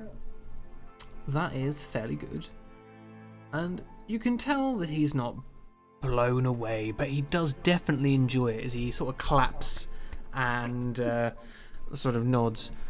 Well, Magic Thighs is gonna have to keep that one and tell it again sometime, because that was very good. But I'm afraid it just hasn't moved me the way I want it to. I tell yous what, if yous find anything that may give me my mojo back, then you give Magic Thighs a call. Say, That's wonderful. He How Say. exactly do we call you? hands you a sending stone. Nice. say, you haven't, you didn't see some lights around here last night. Oh, yeah. Was trying to find out where they was coming from, but, got a bit lost. Sort of points towards the east. Somewhere's down that way. Odd. Looks all flat-like. And yet, can't find your way around all that easy. Well, that's exactly what we're looking for. I mean, if you want to accompany us, it might... Oh, no, Yeah. I couldn't. There's, some fellas making it real hard to walk that way. Oh? Small blokes with big old metal boots and red hats on. Oh. Are they in the book? Cabalion, Yeah. you look into the compendium and you see an article about red caps. No. Xander goes, ah, yes, here is the page. It is under the 69. It is the red caps of the stab and the hit and the bite. You know They- what you know about red caps is they hit very hard. They can kick you very far, and the angrier a red cap gets, the stronger it becomes. To the point where they can even lift things like trees and people with a single hand. Yay. Why do you sound so frightened? How many of them were there? What? Oh, didn't stay to count. That and also, I'm not very good at maths. Oh, fair enough. I have to ask a question if I may. Go ahead. There's got to be a reason you're called Magic Thighs, right? Like, that's not just a thing, is it, in your culture? Let's just put it this way, friend. I earned my name. I'm scared to ask how, so I won't. I have a different question, though. Go ahead. You're looking for a muse, but do you know in what type of stories would interest you the most? You know, I'm a big fan of love stories.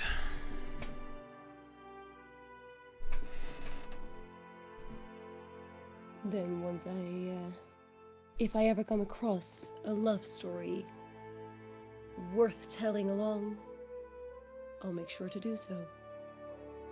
He nods and sort of gives you a good old pat on the shoulder as a way of thanks. And he nods at all of you as he sort of begins to get his stuff together. May your journey be safe, and may we meet again. Or, well... in any case, let me grant you a little bit of assistance. He gives all of you a bardic inspiration. Yeah. Oh, damn. yeah. It is it's a d6, this one. This will aid you in your adventures, or my name's not Magic Thighs. And a great name, that be ya. And My name is Badger, by the way, yes. A pleasure. and he begins to head off towards the north. So does the compendium, just out of curiosity, does it state that red caps are fey? Yes, they are indeed fey. Okay, cool. Okay. Excellent. I can try and ward someone. Well, you see, Perseverance, I've actually got an idea. You see, in my years and years of studying, I actually know how to speak their language. Ah, yes. the Fey language of Sylvan. I say in Sylvan, it's a beautiful language, isn't it? I turn to her and say back in Sylvan, no, pain in the ass to learn. Anyway, Perseverance, as I was saying. Oh dear. In the background, dedications like minor illusioning, various forms of crocodile, some larger, smaller. It's like, no, but he says it's small. No, He said it it was is big. big. It is the big. Wait, no, go back. It's that one. That's Oh. the baby one. That one. That was the one. That was exactly the one. Big. I summon one that's about a foot long and looks really adorable and tiny. That was it. Right No. there. Ah, That is not perfect. it. Look, It you can looks see his small knees to- shaking. Look at them. Look, it only looks small because you are the small. You are the jealous of the tall. Well, it would look big if I was small. That's how dimensions work. No, you are being the dum dum. You know, I'm gonna be the better person and walk away. No, I'm gonna grab you and put you on my shoulders and go, let's do the Uh, adventure of the walkie walks, yeah? Slaps I'm going to very Perseverance back. Gonna very gently punch them on the cheek. No, like with so little effort, it's just like a. Oh, Jesus. I like to think that when Badger hits someone, he just sort of like, nah. That's literally, he's like, he feels himself getting picked up and he's like, nah. Just lets it happen. The badger's mating call. Meh. Oh god, no, that's not his mating call. Otherwise, he'd be. Oh, Yeah, a lot more popular. exactly. Anyway, No, he makes that noise for a different occasion. Oh behind god. closed doors. Wait, guys, can you hear that? Nah. Right. And here we see a wild badger with its mating Meh. call. Meh. Nah. Legends say that with such a mating call, they will one day find their mate. Meh. Oh, so It's carrying not a on. mating call, we're just looking for someone to punch. Indeed, indeed. Yeah, you got to say this party is definitely DTF, down to fight. You know it. DTM down to Mer. Down to me. Down to word. The Mer. There is no Lim Lim here. The Lim Lim is not here today. Do No, not. it's He says otherwise in chat. No, it's the Look. MBC, mad because small. Wait, did you say MBC? Look, I'm dyslexic, shut up. Mad because cool, apparently. Marvellous.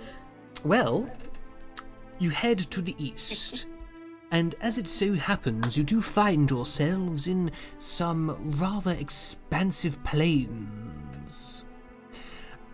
Oh wow, we actually have a exclamation mark Lim Lim command in the Oh, chat. yeah. That is amazing. You're welcome. To be So fair, it's got a time limit. that is definitely something that this needed. So Let's thank wait you. until we can have the moats. Oh, when we get emotes, there'll be So many Lim Lims. there'll be Lim Lim spamming all over the chat, And I'll also be able to And make it so that the Moss. bot responds with emotes as well. Yeah. and of course Moss. Yes. So you make your way into the plains, and almost immediately you do feel a haze, a sort of heavy presence over your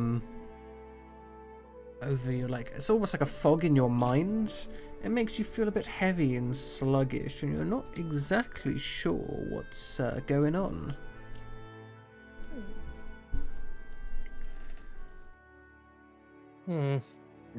Is it a magical presence or just a fogginess?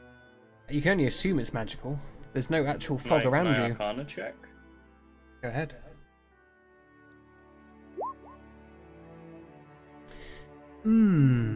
This particular area must have been affected with some form of glamour, you assume.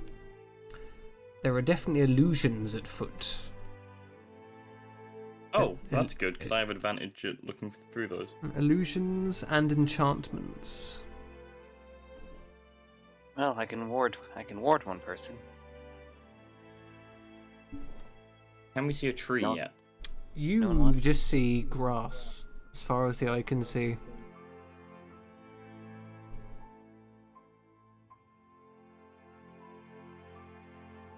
Yeah. I walk over to Perseverance, Mhm. and wait, how tall am I? Can't really pat you on the shoulder. I pat him on the upper thigh. Right. You note that his thighs Listen, are not Vision- quite as magic as you had hoped. On the outside of his thigh or the inside of his thigh? Doesn't matter.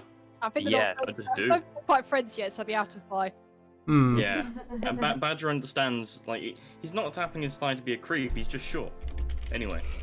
Right, listen, Vision Quest, where are we going?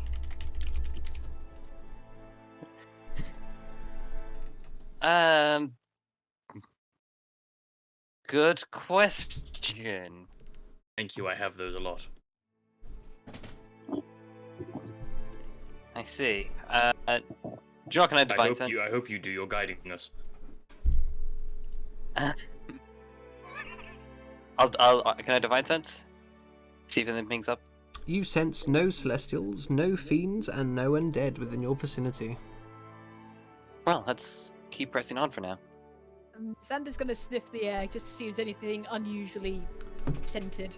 It smells sweet. Ah, the smell. It doesn't smell like teen spirit.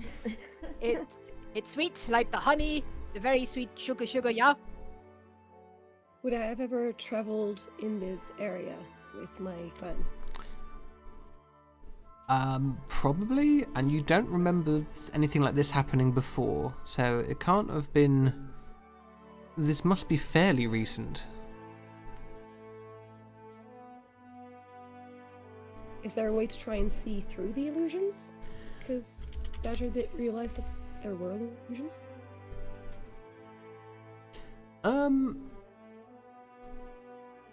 You sort of think to yourself about... Normally, what one does to defeat an illusion is basically focus their mind and basically try and will themselves to unperceive it. But I mean, you can try and make a wisdom save if you like. Nope. You gather up all of your focus, and as hard as you try, the sweet smell in the air sort of just makes you too relaxed. You end up yawning instead. I feel like I should make a wisdom save since I'm the one that sniffed out the illusions. If you wanna. Badger, you focus deeply.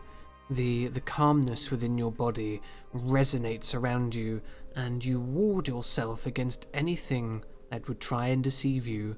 And as you open your eyes, nothing appears to have changed. That was pointless. Well, shall we press on? Let us keep doing the walkie walk. You, horny man in the tin plate with the Spider-Man tingly senses, you go the forward. What the hell is a Spider-Man? I met the Spider-Man before. He is very strange. Do not approach him. Like a half-man, half-spider kind of thing. Yeah. Fascinating. It's like a nightmare. It is the nightmare. Do not approach. While we're traveling, I want to keep a lookout for any, like, more visual illusions. Sure. Absolutely. So you travel across endless plains. You sort of look back the way you came, and after a while, all you see in that direction is plains as well. You're not really sure where you're going. There's no landmarks. It's literally just... You know there should be like mountains in one direction that you could see at least over the horizon or something, but as you continue to walk forward, all you see is more grassland. Is the sweet smell like all around us, or is it in a particular direction? It's all around you. Oh, okay. There's a sickly sweet smell in the air. Hestia, as we continue walking, I want you to burn a trail behind us. Okay. Like you're being asked to set fire to guys, everyone. Nobody's asked me to set fire to things. As long as you do not. Yes, I asked you to set fire to things. Please do That's not fine. burn the entire field, just the trail behind. I'm just announcing Yes. to everyone else, just in case people. All good. Just Yeah. so you know, like, I've been asked to burn things today. Just in case. I am the proud. Okay. Right, we'll travel for a bit, then we'll look behind us and see what's happened to our trail. Alright, so what are you using to burn things? Alright, just set my feet on fire, I suppose. my own steps. Wanna do that? Yeah, you can set your feet on fire using your dragon magics, and you just start burning holes wherever you walk. Cool. Okay. Okay. In that case, as you lot continue to walk, where is everyone looking? I'm watching the trail behind us.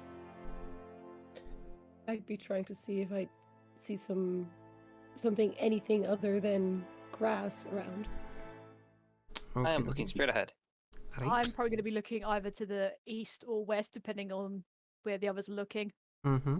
I'll keep some eyes up in the sky, see if anything's around. There's nothing around. Alright, in that case, Badger, make me a perception check. Okay. You can see that the wisps of smoke and the heat coming off of the flamey footsteps are causing the air to shimmer in a rather odd fashion. Mm-hmm. Like the heat is disturbing something, and the smoke as well. That's not normal, I'd imagine. No, certainly not. Would I know anything about this kind of illusionary magic or technique? I don't think it's something you've seen before. I was worried you'd say that. Right, well, I'll keep a mental note and keep an eye on it. Okay. In that case, how long do you guys continue to walk for before you decide to stop? Because you're definitely not getting anywhere.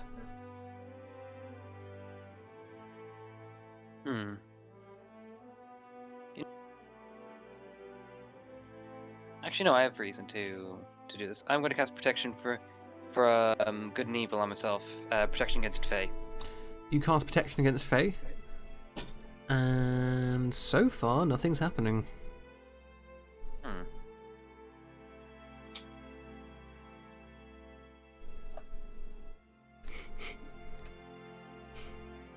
You continue to walk. I'd like to turn my back to the group. Yeah. And sort of into the air cast Burning Hands. Alright, all of you are suddenly startled as you hear the whooshing of fire leaping from Badger's hands. And Badger, the fire that you have cast appears to burn something out of the air, and you see, for a brief moment, wisps of something catch fire and dissipate, and in the place where you saw the fire burn these whatever it was up, you see sort of the sky, but it's not the same color as the one here, and then the hole slowly covers itself over. Does that could I with my keen mind know if that sky I just saw through that hole was our normal sky? Yes, it was. Right. The differences are subtle, but you are definitely currently not seeing the world as it is. I'd like everybody to stop, please. Do the stump. Just bump into Xander. As I'm kind of stood still, the flames just slowly sort of spread around. Please do the stump firing. We're all being fooled by illusions. We're not actually seeing the world as we think we are. The fire seems to temporarily dissipate the illusion, but it heals itself rather quickly. So what's the best way to handle this? Well, it's simple. We burn big enough that we make a giant hole and we all step out. Sounds good to me. Roughly how far or did we actually see the tear in the sky, or is it just Badger? It was just Badger. It's by the time you guys had turned around, it had already covered over. I will swing my sword out in front of me as a test. You swing your sword, and nothing seems to change. It's at this point that Xander can make a nature or survival check. That's slightly higher, so we'll go for this one. Excellent. With that roll, you have a feeling that the thing you're smelling is some form of plant matter, given that, fire seems to be able to burn it away. Like a pollen, maybe, or a spore? Wait, I be the thinking. You think a sufficient amount of fire, or perhaps wind, could free you from this predicament? I'm going to cast Thunder Wave. Oh, dear God. Are you making sure there's no one else near you first? I'd be like, please do the stand back. Please stand behind me. This is going to be quite dangerous. Please do the standing behind me. And I'd suggest listening to them. What level are you going to cast Thunder Wave at? Just level 1. Okie dokie. You cast a big old Thunder Wave, and all of you watch as the air around Xander disturbs, and suddenly there's this tear. Everything around Xander appears to have an area of the real world, and then the thing you're seeing moves away from him, and it appears you're currently standing somewhere snowy. Pollen. And that you see that the broken bits of the illusion start to head towards each other to fix. What are you guys doing? I'm going to swing my sword at it and Searing Smite. Alright, with a burning Searing Smite, you carve away some of the regenerating pollens, and another swathe is burnt away. Is anyone else doing anything? I'm going to run through the gap. Yeah, I'm running through the gap. Yep, same. Likewise, I guess. Okay. I mean, do you want to punch it with a flamey fist? I do want to punch it. Alright, so with Perseverance's flaming sword, which he has for a whole minute, and your flaming fists, you just keep swinging as you exit with everyone else, and you manage to carve out a niche for yourselves.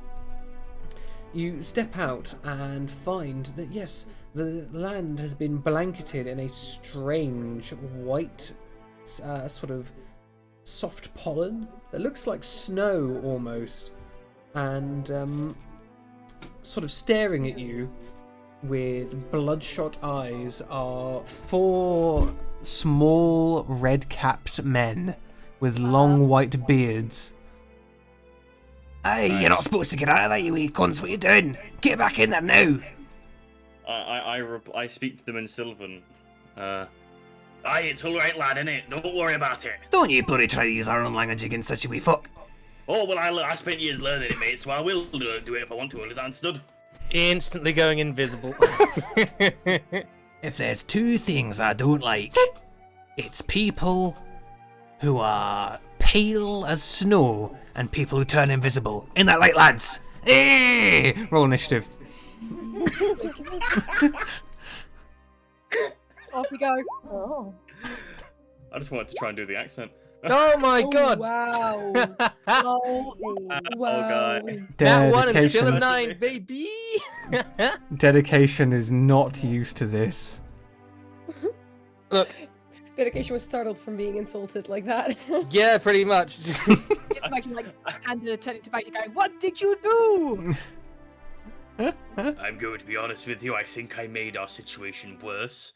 But don't worry, because at least one of us is fast. So, Badger went out first, then it was Xander, sort of... So, you guys have left the area, like this. I'll move you guys down.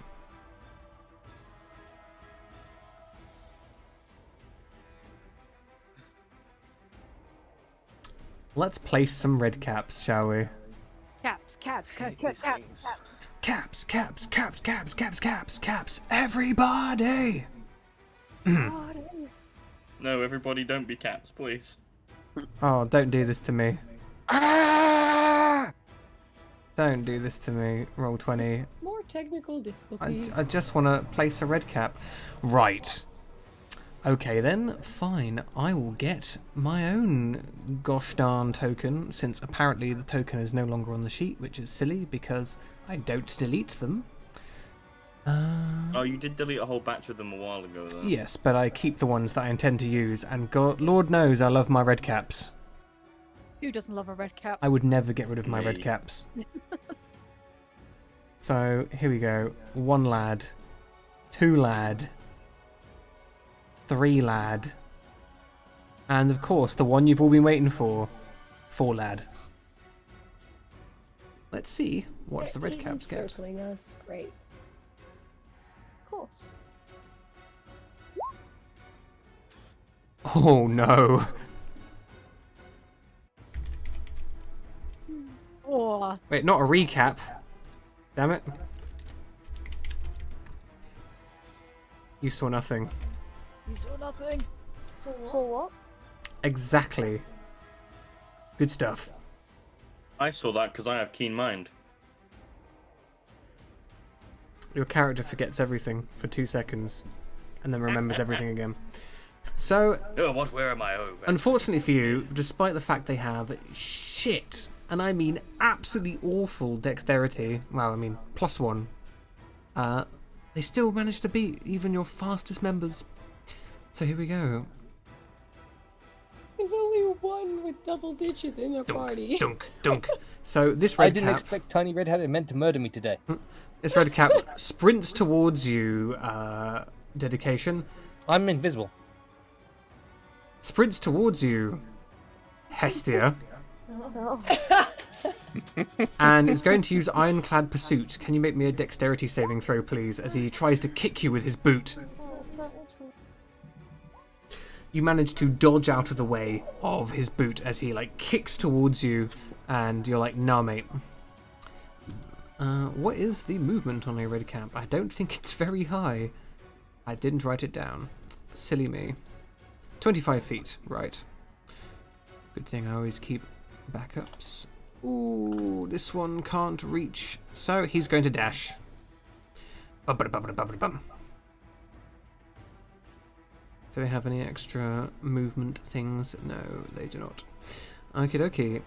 Then this one is going to move up to Badger. Can you make me a dexterity save, Oh. Badger? Boot. No. You take 17 points of bludgeoning damage and are knocked to the floor as he kicks you with his ironclad shoe. Ow. And finally, Perseverance. Clank, clank, clank, clank, clank. Make me a dex save. We are going to use that bardic inspiration. Alright, so you managed to avoid the kickening. And then we go to you, my lad. Excellent. Right, so we're going to take a swing at this boy right in front of me. Mm-hmm. It's not going to work, but we'll take a swing. Oh, wow, yeah. The sudden appearance of these tiny, incredibly angry men has put you off. Dedication. Right. Wait, I rolled a nat 1, I'm still second? Okay, sure. I mean, technically third. Okay, third, yeah, okay, that's fair. Right. And if you're Running counting all the 30 red feet. caps, then technically you're actually 6th. Okay, that's fair. Okay, of my group, I meant. Sneaky Beaky him away over here, invisible. And gonna try and shank him in the back. Ah, yes! The critical sneak attack is finally here. Alright, go on. Have your fun. I'm gonna re-roll. What? Oh no, that's a sneak attack. Never mind, can't do that. Piercing sneak attack damage is the same type as the damage you deal, so yes, you So I can. could- that'd be one of those D6 then. Yep. That's So, fair. this is where the new crit rules get a bit silly. So, that is now 9 damage, and the extra damage, the extra 3d6, is maximized, so 9 plus 18 is 27. 27, yeah. Yep. Then you get an extra 12, making that 39, and an extra 8. 47 points of damage for an instant kill. Oh, damn. Yeah, you just walk up beside him and you drive your rapier right into his throat.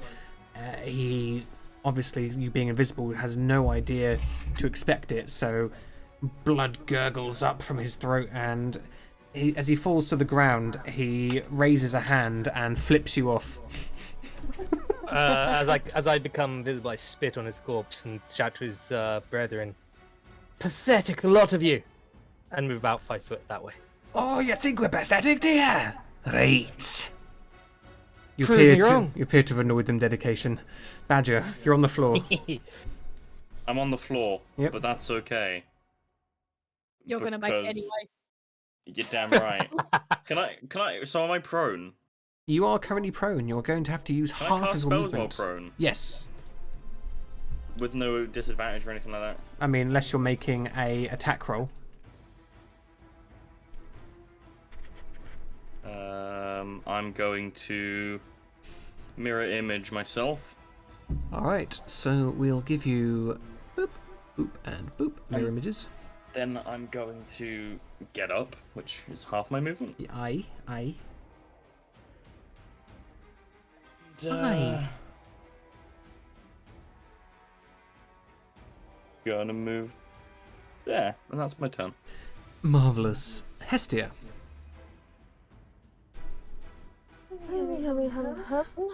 Right. Just get me. My fist's still on fire. Yes, they are. So you could hexblade. I would like to hexblade. Panda. That's a 19. Because you've made him your hexblade target, a 19 crits. Hey. So roll me your fist damage and your fire fist another time, please. That one. Actually, what am I doing? You don't need to roll them again. You just get maximum, don't you? So that is going to be 6 fire damage and a grand total of 19 punching damage for 23 points as you do a big old crit punch. Yeah. It doesn't drop him, but he staggers, and you see that his face starts to turn red, and a little bit of steam begins to emit from his ears as he starts stamping on the floor angrily. Xander. Alright, well, as a bonus action, I shall use Symbiotic Entity Ooh. to get my temporary hit points. Yeah. I shall not cast Shillelagh on this turn, however, I shall give my fellow in front of me a nice chilled touch. Ooh. Well, that certainly gets him. A ghostly elephant-like hand starts choking him out. And he cannot heal until the start of your next turn. He just goes, "Bad gnome!" Smack. You called him a gnome? Yeah.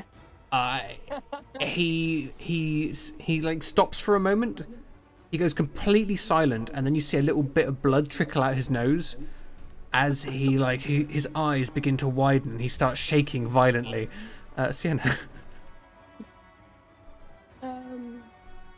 When I cast it right in the middle, of like right there, Yeah. I can hit both of these red caps with one fairy fire. That is also going to affect Hestia and Perseverance. Does it affect all targets? Yeah. Fair. Everyone will be Christmas tree. Merry Christmas. Yeah, but then they'll also get affected. Everyone a different colour. Would you like to Great. change your turn? Instead, hit that one with a sun scorch. Ooh, Sunscorch. They are not the biggest fan of that. There's not a lot of sunlight where they come from. But they do have a fairly good constitution score. So he'll take 5 damage. Which one did you target, sorry? The one right near Okay. Perseverance. He avoids the blindness, but he does still take 5 radiant damage, or fire damage, sorry, as the beam of sunlight comes down and gets him on the hat. And I will not like they're clearly not Christmas trees, But perseverance, still show him the true meaning of Christmas. With a bardic inspiration. Yes, the true meaning of Christmas. Smite. Deck some holes! Technically, Smite is a Christmas light, so. Oh dear. Xander, would you like to use your reaction to do your spore blowiness? Yes, please.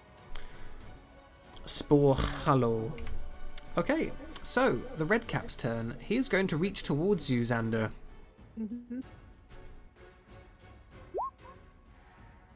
That hits. He doesn't hit you. He Oh, grabs you grabs instead.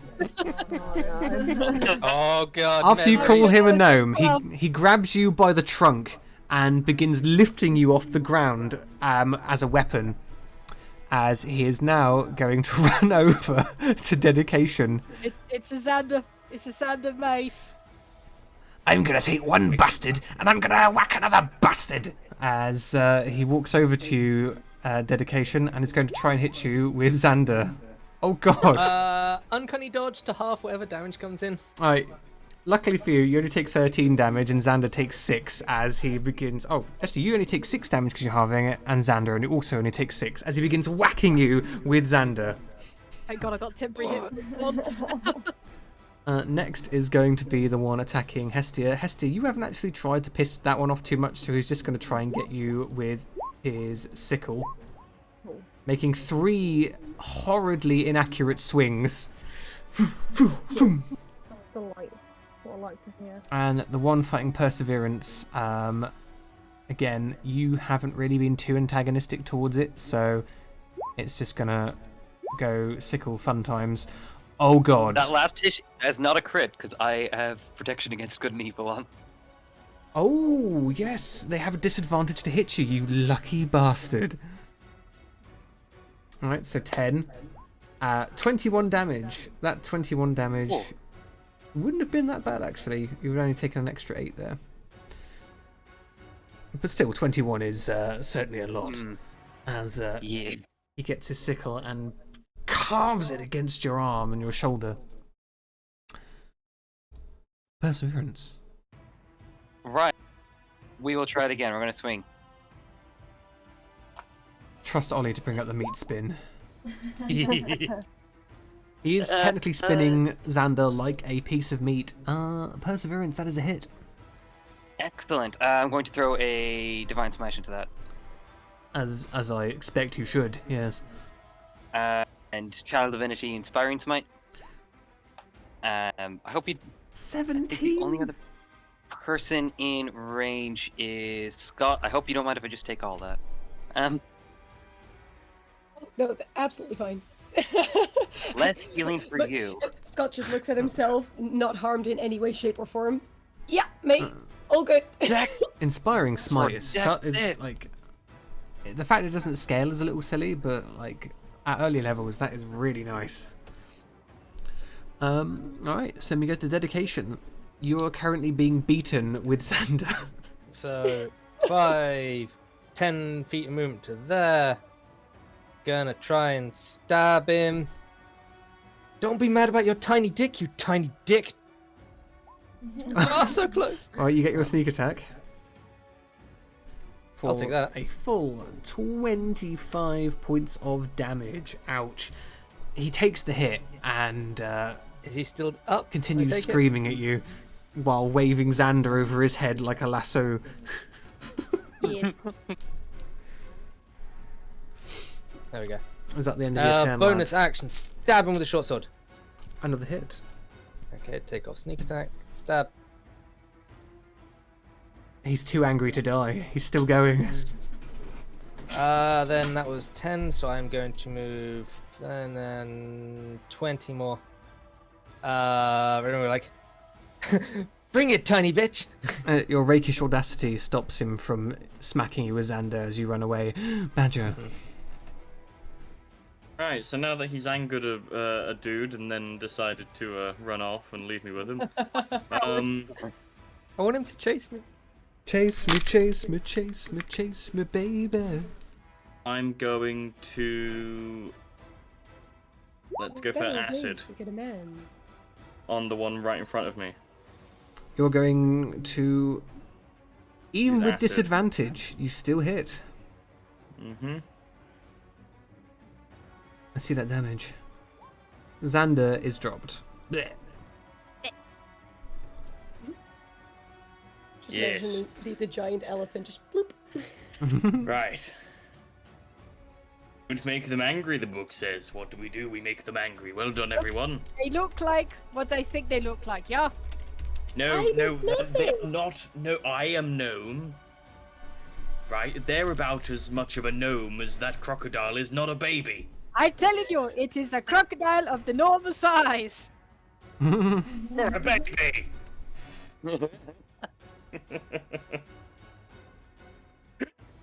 Oh dear. Dear Lord. Heartlands, Episode X. The Crocodile Debate. Crocodile Dundee. So after that, we move on True to important information we Hestia. need to know. Well, this boy's still up. Oh, yeah. Let's go for a little hex by fist. You smack him and good. Do your fire damage as well. So you drop onto him a decent 14 points of damage, and if you like, you can do one part of your combo, which is basically after you've made your attack, you can spend 2 sorcery points to quicken a spell such as Green Flame Blade to hit him again. Whoa. No, we'll save him for now. We'll save him. That's a wise decision. As we go to Xander. Lovely jubbly. So, bonus action, shillelagh. Shillelagh. Shillelagh, and then we shall help out Perseverance over here by doing some bop bops. Where's my character sheet gone? Bop. You hit him. Oh god, why am I doing this to myself? You have no idea what is coming. Wait, what? Excellent. Terrible things are coming your way. More Can they not? The thing you want your DM to say. It's fine. Always It's beware of magic smiling DM. thighs. And that's my turn. So let's see that damage. 11 points. Yep, he will absolutely take that. And still be standing, getting even angrier. Sienna. I'll Sun Scorch the one next to Hestia.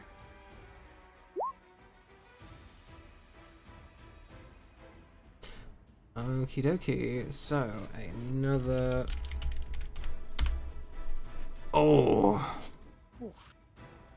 Even though he saves and takes half damage, he still dies. The ray of fire leaps down from the very sun itself, and he looks up at it and begins shouting at the sun. "Ah, you wee bastard! I can look at you all I want. I dare you. I wouldn't go blind." And suddenly the sun ray hits him, and his eyes melt, and he dies. Cash. Well, he didn't go blind, I guess, so he was correct. True. Something happens at the beginning of this red cap's turn. Although first we have a reaction from Xander. The spores. Oh, yes. The spores! Spores. Where are they? There we go. 4 points of damage. That's good. So striding through clouds of pollen is the largest red cap any of you have ever seen. He has muscles upon muscles, a long white and grey beard, and in his hand he holds an enormous mushroom as a weapon. Oh. Haven't we seen enough mushrooms? You've been picking on my lads, have you? Oh god. And I'm going to put in the Discord the picture of what's going to be on the token. Perfect.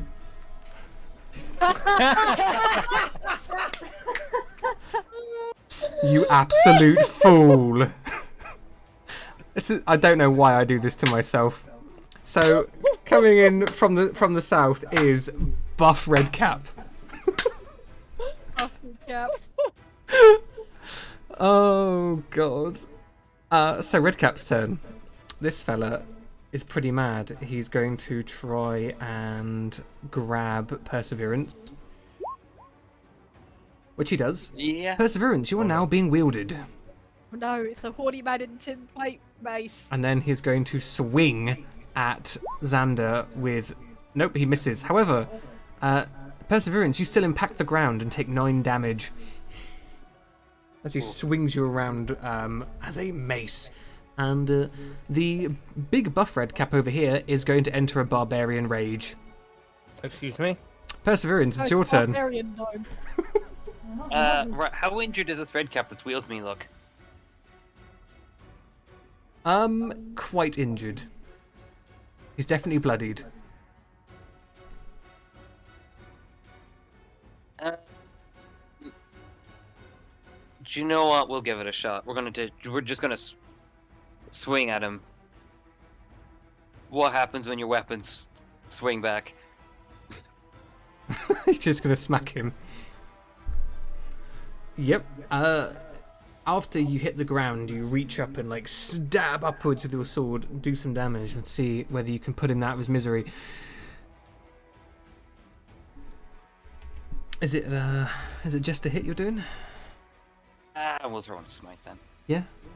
Well, it's up to you, dude. I'm not gonna force you. Not gonna force you. Oh, 2 damage. He dies. That extra 2 certainly made the difference. So I have taken damage, so can't save for protection against good and evil. Oh yeah, you've still got it. It's fine. Excellent. But yes, now we turn our attention to a truly dangerous foe. And you know what? We'll even...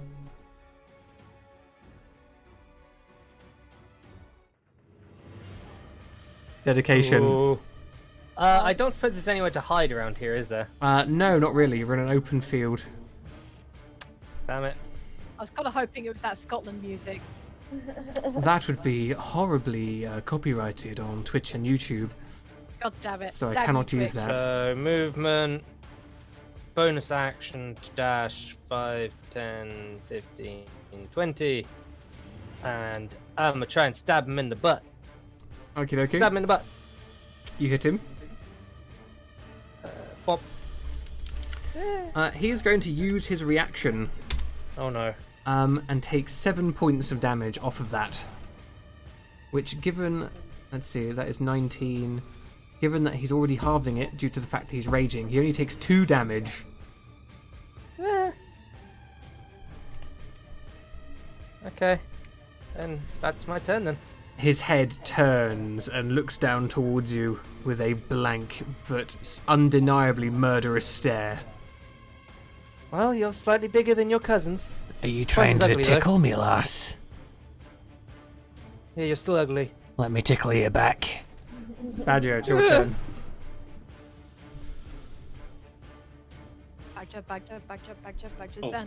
Xander. Hit with the snake. Right, well, so he's currently looking at that boy down there. And I can't help but notice that there's lots of snow-like pollen on the floor. Aye. And I'm a very similar colour. Aye. Oh, I see. You want to use your swamp gnome trait. Hidden and Yes, hide. you can use your swamp gnome trait to hide inside of the pollen, you coward. Never mind. It's a shame you're shit at it.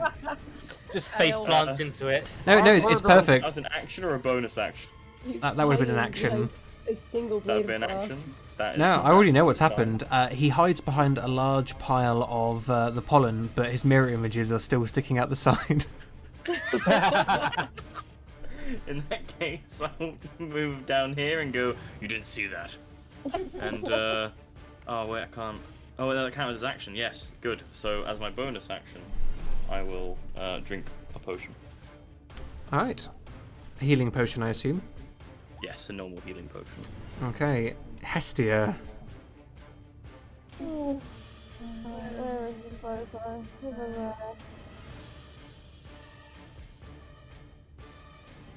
can't reach him. Not completely.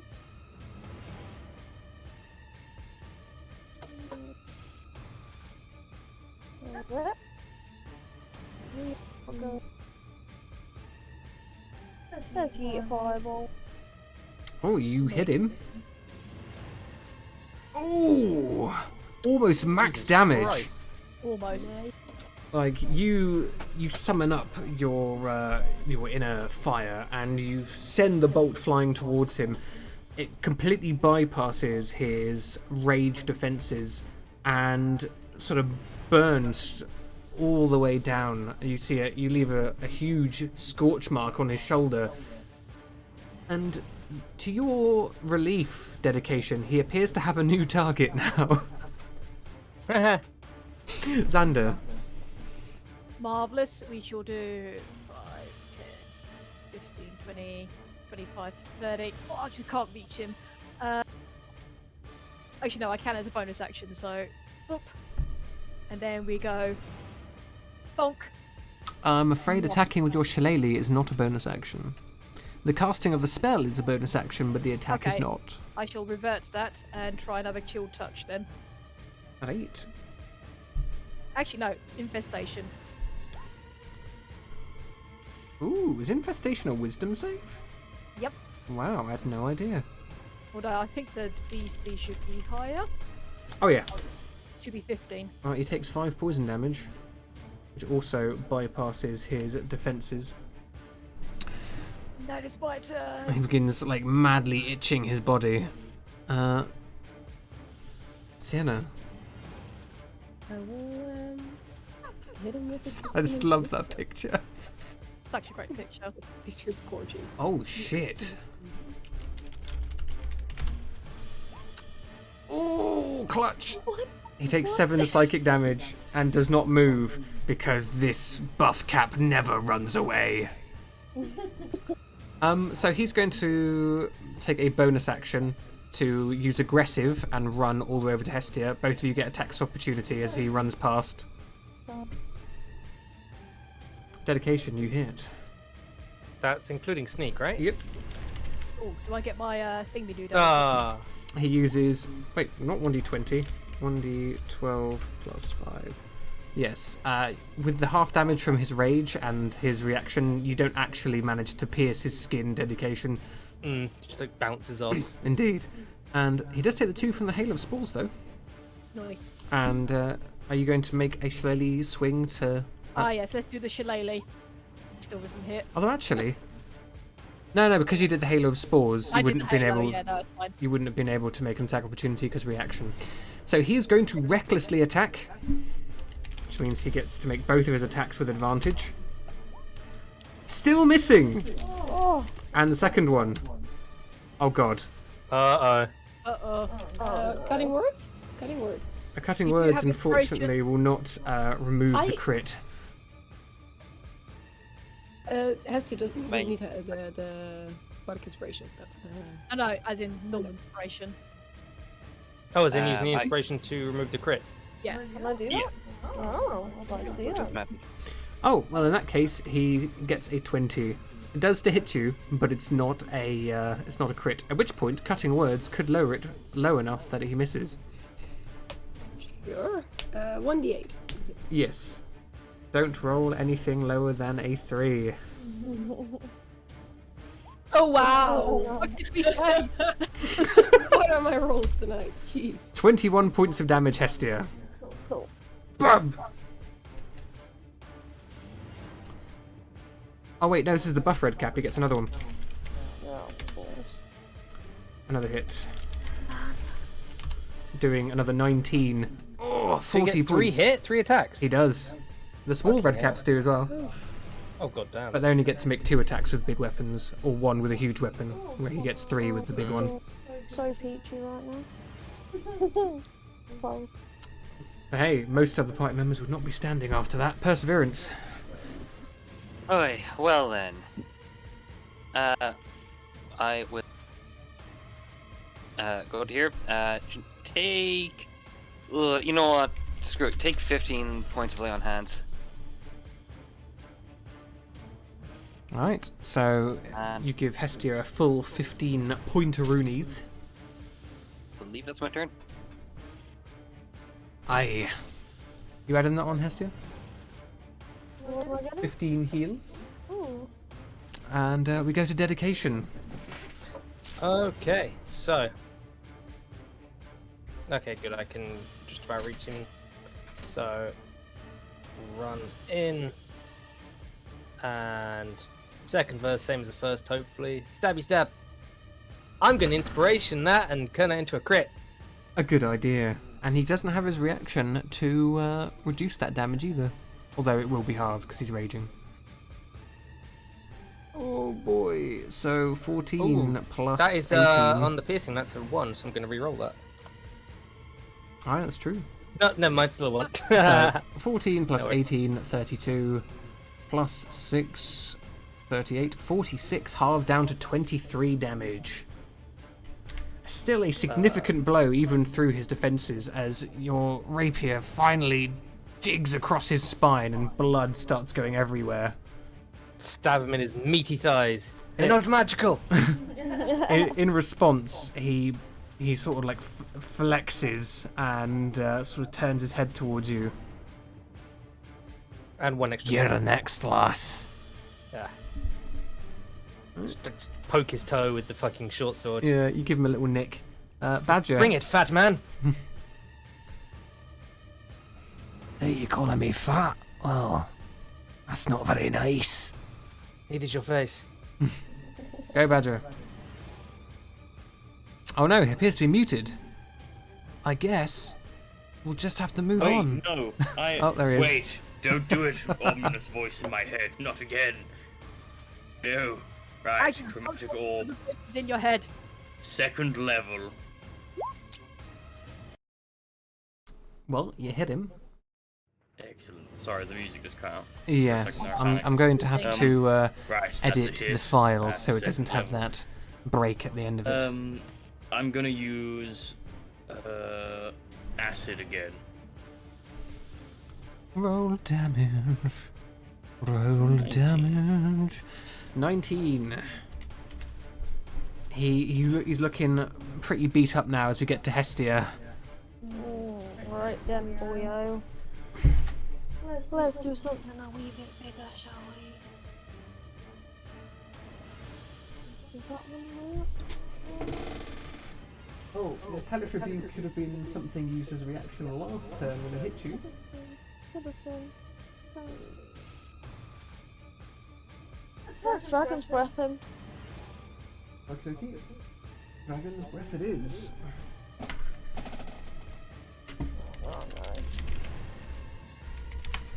So he fails his save, takes 12 fire damage as it begins to sort of burn past him. And if you like, you can now spend 2 sorcery points to cast a cantrip and punch him. Ooh, I would like to see that. Right, so you drop 2 of your sorcery points and cast me either a booming or a green flame blade. I haven't cast that one in a while. You hit him. Now, unfortunately, the fire damage isn't going to factor in because he hasn't got anything near him. But just roll me damage as if you'd hit him with a hexblade fist. So, shit, it's got you to use hexblade fist to be honest. So let's see that damage. Alright, so 10.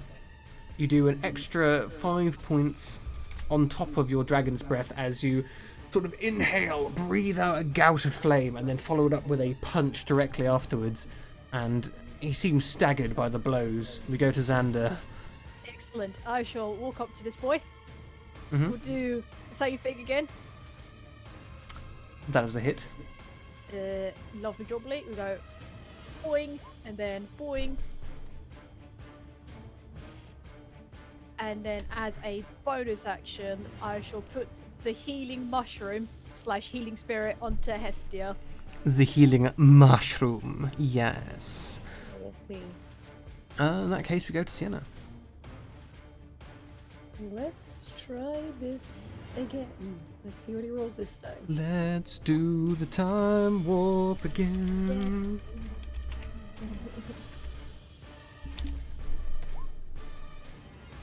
Oh, damn. What do you whisper to him?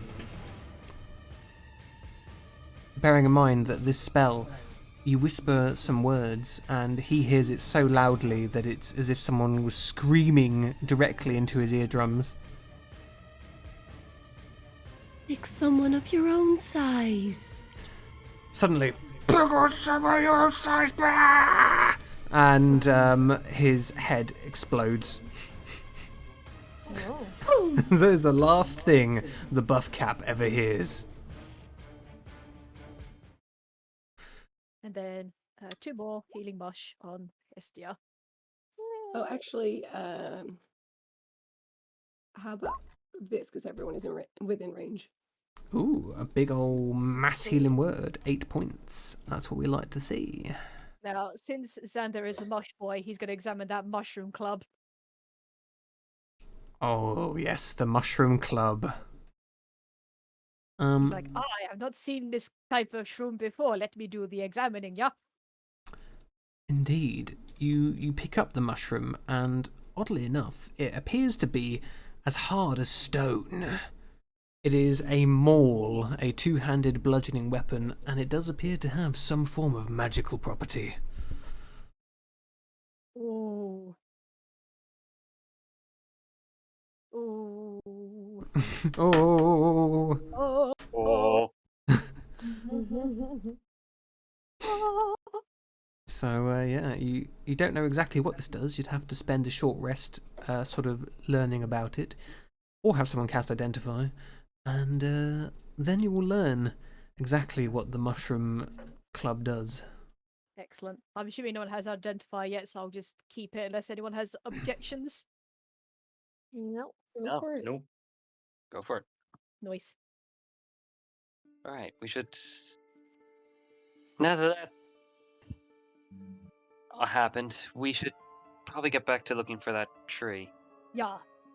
How are you censoring? How is it doing? I'll activate Divine Sense again.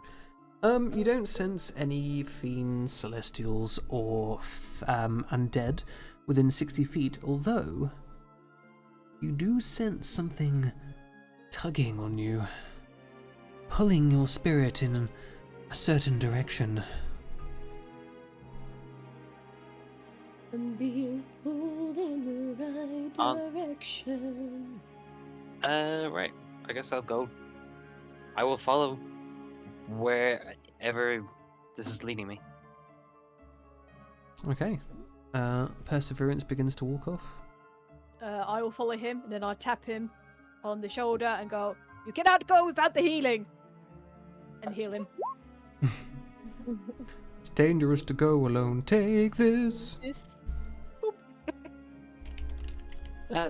Thanks. Alright, damn, wait. Follow me. And Yeah. I keep going. Keep following! Do not lose sight of the holy man in the tin plate! Excellent. Again, I would like to sing the Peter Pan song of Follow the Leader thingy, but I only know the Dutch lyrics. It's fine. We can just sing say it in Dutch and say you're singing in Sylvan or something. exactly. Eentje is de eerste, de eerste, de eerste. Eentje is de eerste, de eerste loopt voorop. That's funky. Yeah, there you go. Now we've all learned something. Boys and girls who have learned something today. And I don't remember any of it. Yes, honry men, very honry. So, is there? Because we're back in the normal world, so to speak. I Right? mean, normal, as in you're out in the open plains and everything appears to be covered in pollen. Yes. Yeah, but this pollen was obviously not. Well, it might have been there before, but Yeah. is the pollen like falling from the sky? Yes, there is this there is a slight rain coming down from somewhere, and you do think that you could try and locate the source of the pollen if you were able to have enough time to do some sleuthing.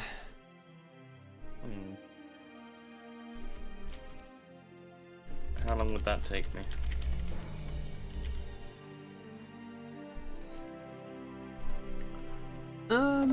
Roughly about, you think you need about 10 minutes. Alright. I'll shout to Perseverance. Just give me the directions of where you're going to go, exactly word for word, and I'll catch up in 10 minutes. I just give Badger a look. I'll remember it, don't worry. He has a good memory. Do not do the minding. Where I just point in whatever. What direction was it being pulled towards? You're currently being drawn to the east. Well, I think. Well, I'm going east for a time. I don't know if there's going to be any turn. Well, just leave heavy footprints. Actually, I like the old plan that we had before. Hestia, can you leave a trail of burning footprints? I can indeed. Oh, reignite your feet. The good old Bernie feet. It's an age-old strategy as far as I'm concerned. Yeah. Okay then. So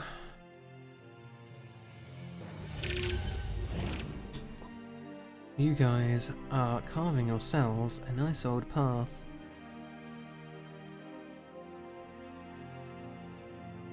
Over to here.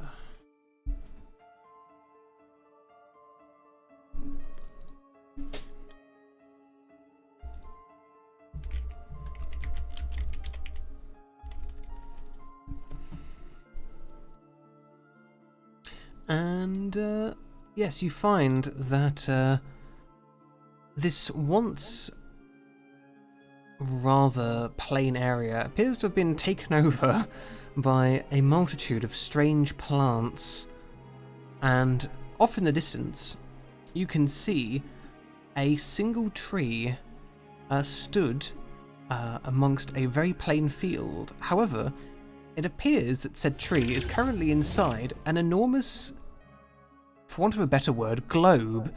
It looks almost like a snow globe from the outside, apart from big enough to hold an entire giant oak in.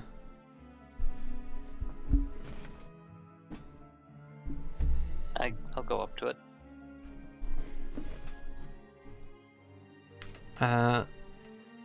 Yeah, I mean, you put your hand against it and it feels very solid.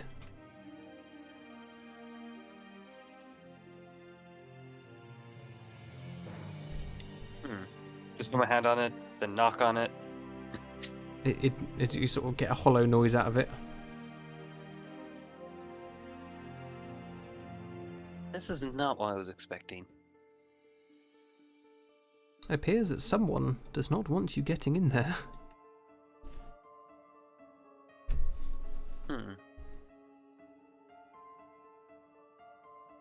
Well,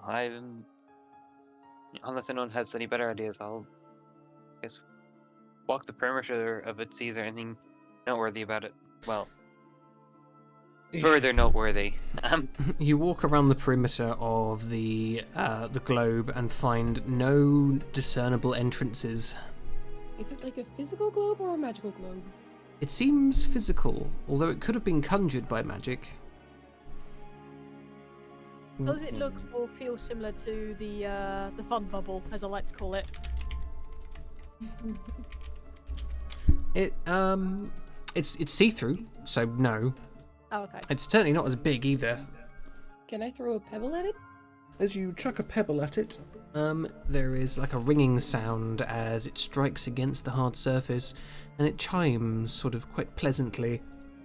But otherwise, nothing else happens. Can we feel it to work out what it's made of? Like, is it glass or? Well, that's the thing.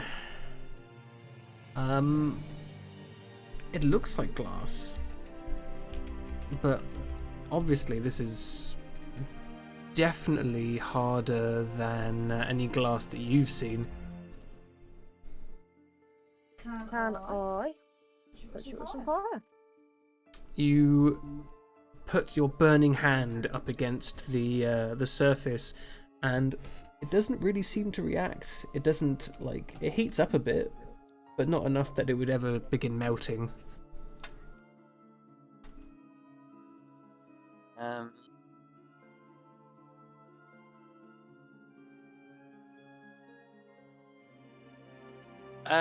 Well, I'm gonna try and divine sense it to see if I can determine the nature of it. So your divine sense pings that there is a celestial inside the globe, exactly where the tree stands.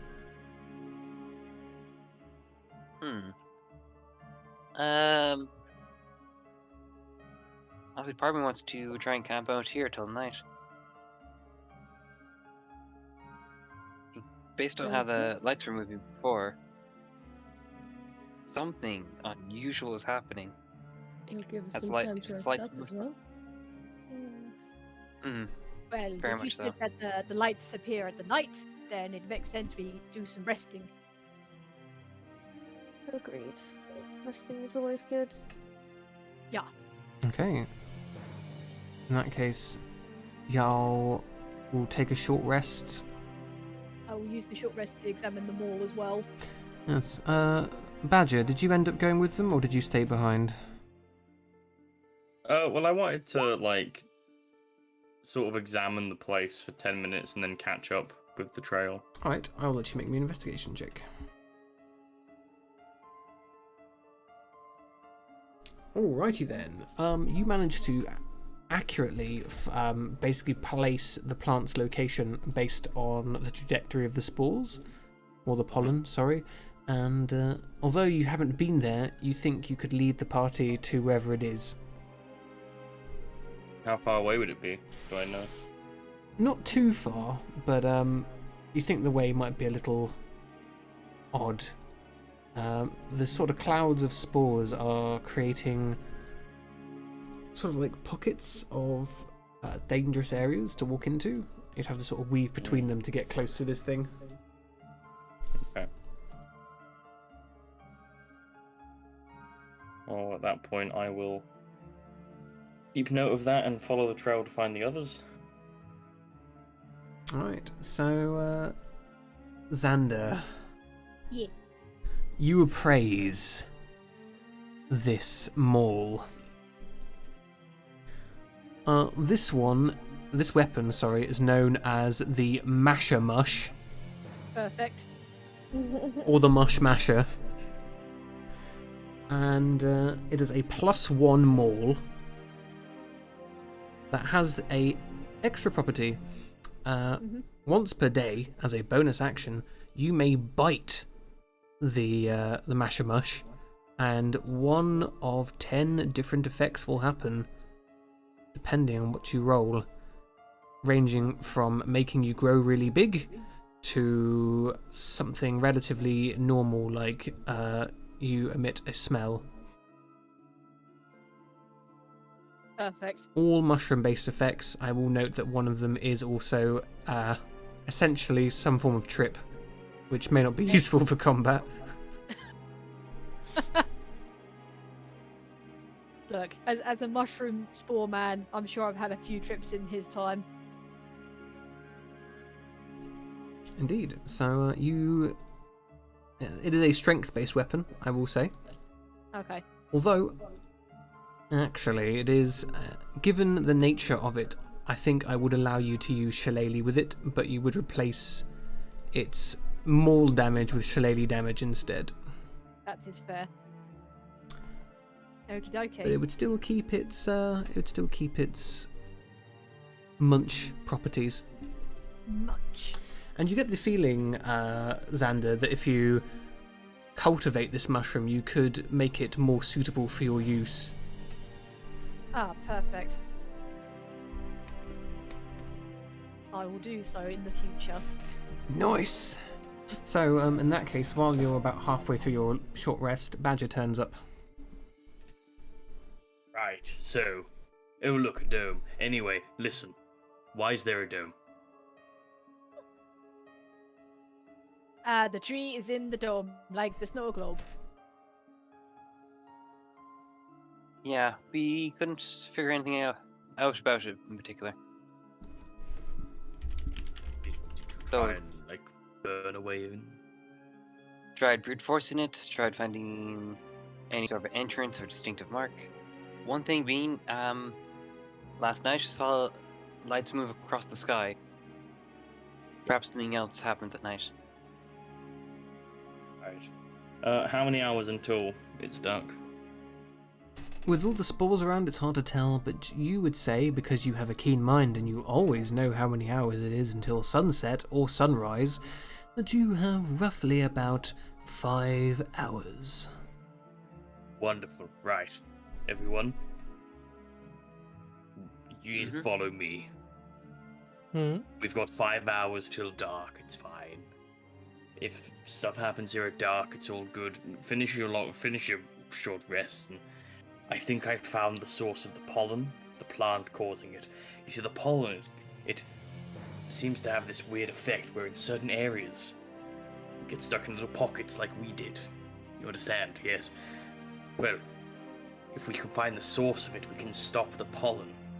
And, therefore, stop other people from being in a field. I be the thinking, what if the globe is it's a barrier to protect from the pollen, yeah?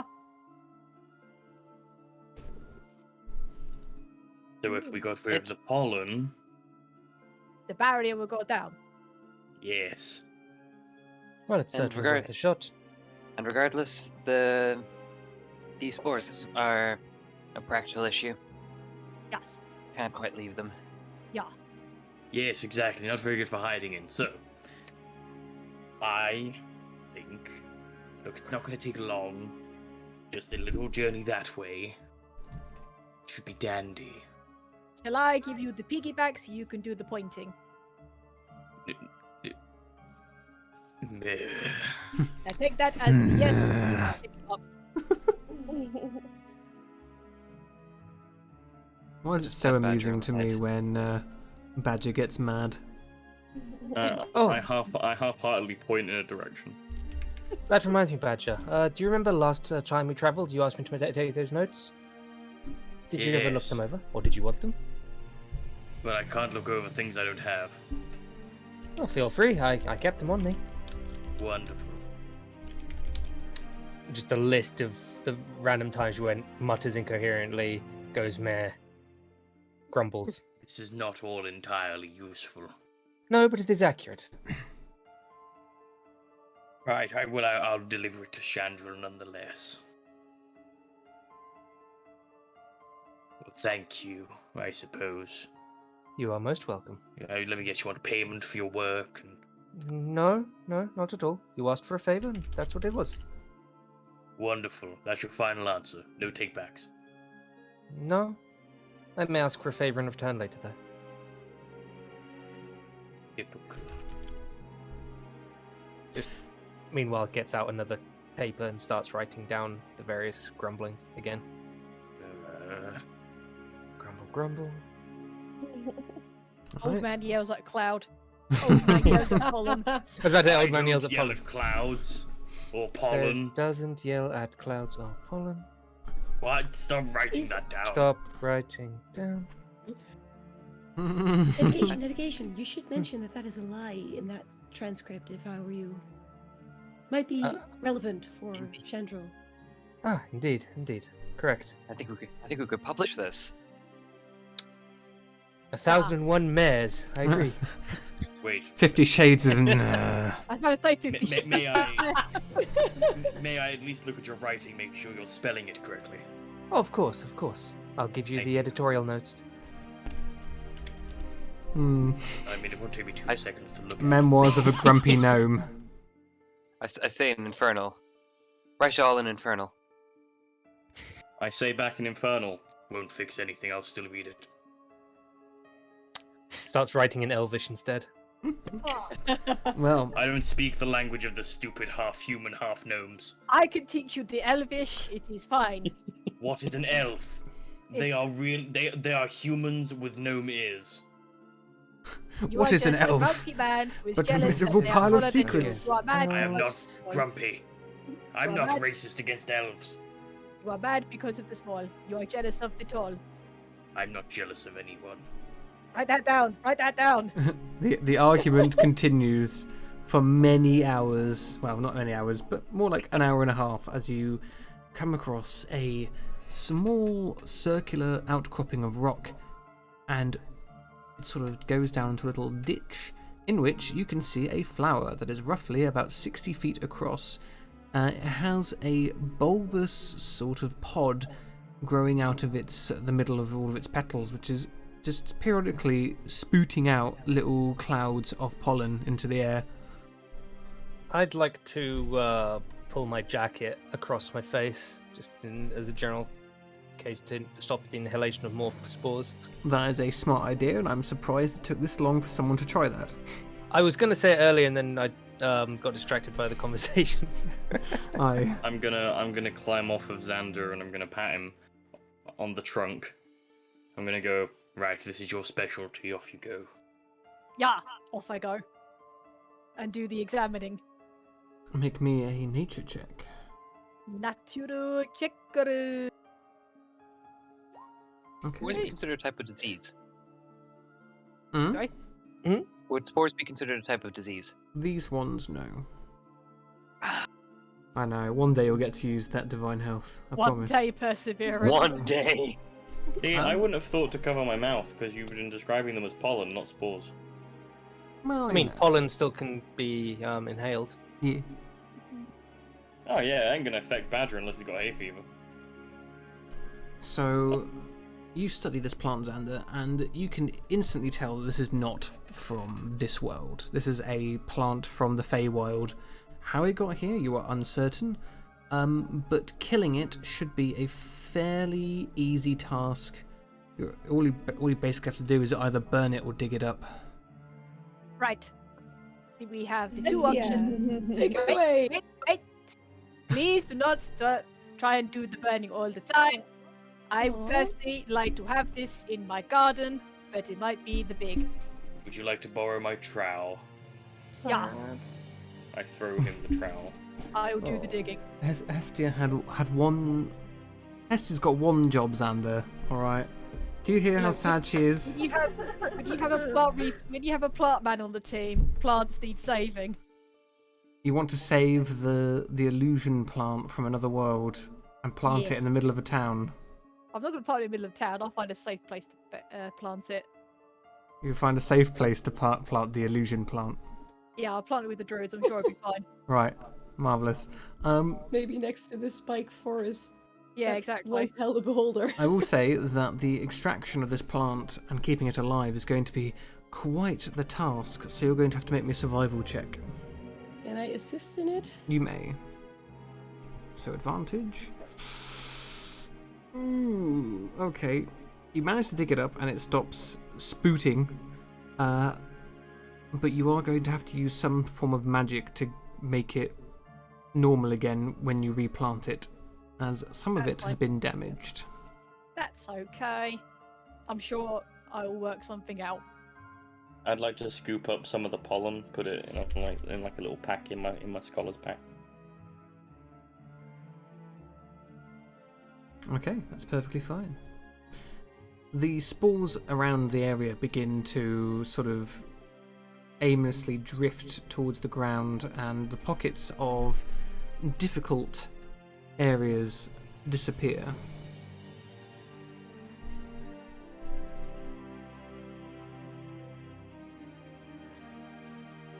Perfect. Yeah. I guess we make our way back to the dome then. Yes, we shall see how the dome has changed, if at all. As you get back, you see someone. Standing before you, in between the globe and your party, is a well-dressed man who is currently wearing a large, wide-brimmed hat with feathers sticking out of it. He has a half mask that covers the top of his face, and opulent gambeson, which is a red and crimson colour, with a shoulder cloak and tall boots. He bears in his hands, which are gloved, many cards. Am I?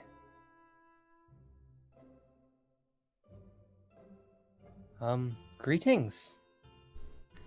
Oh, Good day. The pleasure is all mine. My name is Dedication, and what might yours be? You can call me the Fool. That's not very nice. It is my title.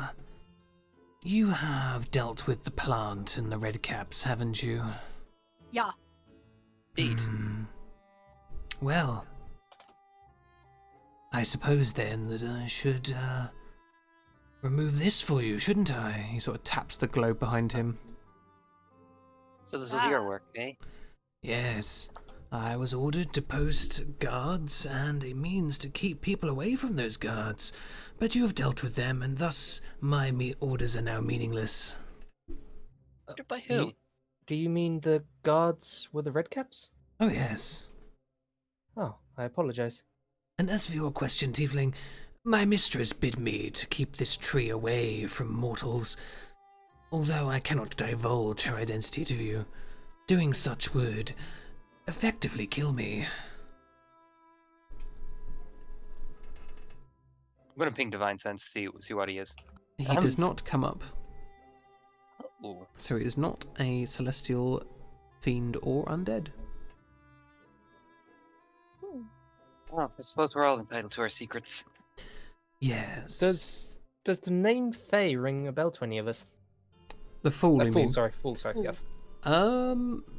People can make history checks. I do not have history. Nope. Might as well use my inspiration. Alright, Xander,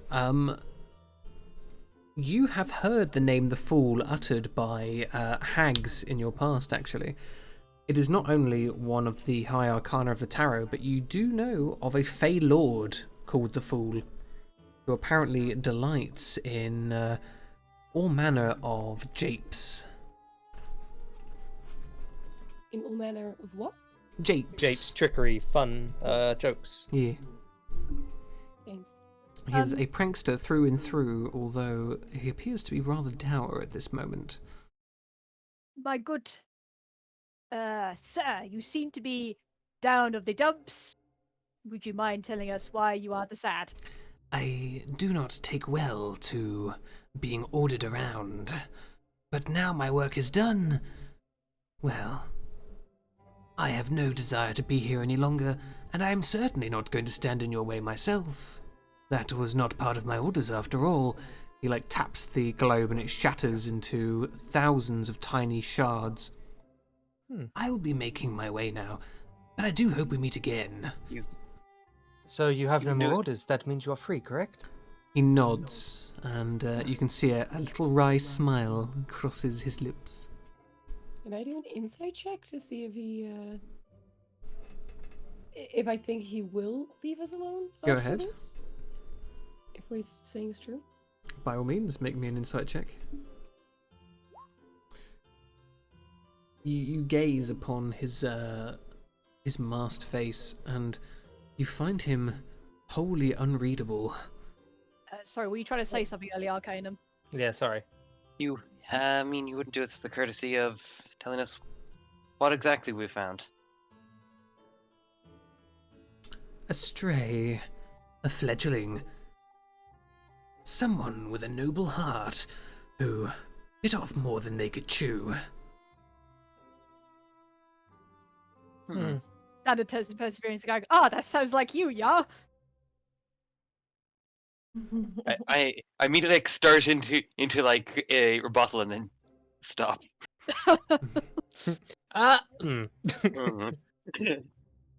A lot of you sort of turn to Perseverance to have that little jape, and as you turn back, he's gone.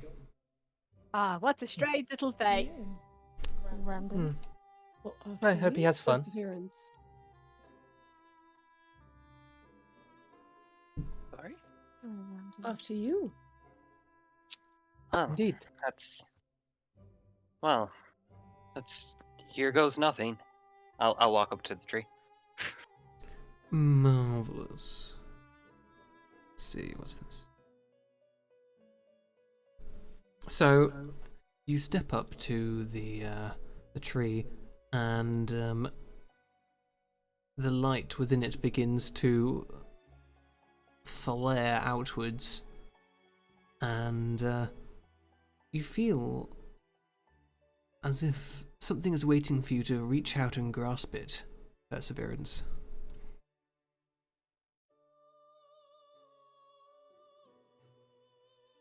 Sorry, cut it there. You feel like something is waiting for you to reach out and grasp it.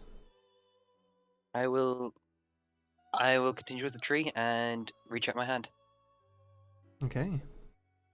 As you reach your hand into the tree, you feel fingers and then a hand, and it holds onto your hand tightly as you sort of reach in.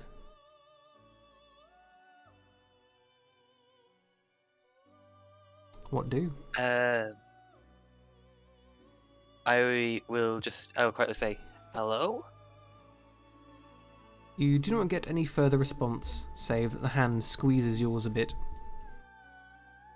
I will pull back, I will return the grip and try and pull back.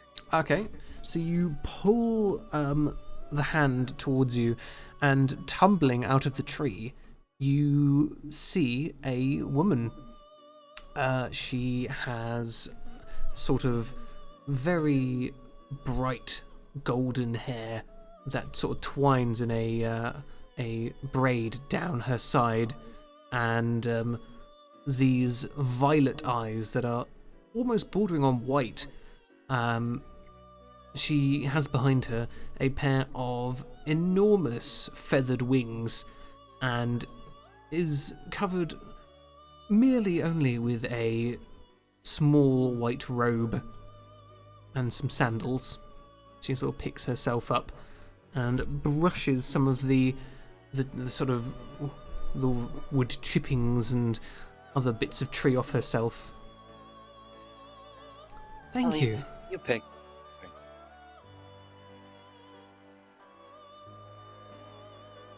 I'm glad that you finally came, Perseverance.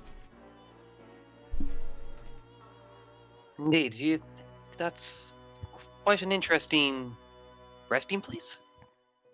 I tried to come here after the moon fell. Truly a devastating impact to your kind.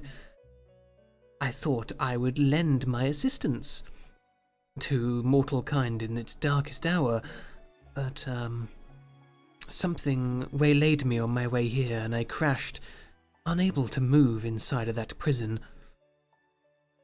But you have freed me, and now I may use my power to assist you. I wish to be taken to the heart of your operations, the town that I have seen in my visions. If that is all right with you. I mean, that can certainly be arranged. Well, you know my name. Could I trouble you for yours? Yes, of course. You may call me Faith.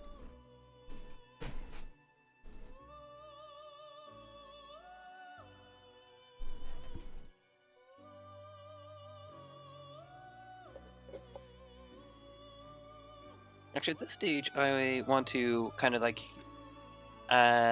get my bearings. What's my surroundings currently? You're currently in a, considering you're inside the globe, you're currently standing in front of an enormous oak tree in the middle of a perfectly untouched field of grass, which is then surrounded by shards of really hard glass and then lots of pollen. Well, I don't know. I don't know how much you're familiar with the situation since you tried to arrive. I have been watching. Well, that saves some explanation then. I know things about the past of this land, and have much healing magic at my disposal. I would like to assist you mortals in your endeavours. The assistance would be much appreciated. She smiles. Well, I think we should reconvene with my companions. Nodding, she sort of begins to follow after you. You notice that as she stands up to her full height, despite the fact that she is quite slight of build, she's just a bit higher than 6 feet tall. Okay. And she sort of waves at the others over your shoulder. Hello, I give you the greeting. Sorry. My name be Xander. Howdy do. Pleasure to meet you. I'm Dedication. I do well. She responds to Xander. Yeah, and I gently pat her on the shoulder. He's been to your visa, gentle soul.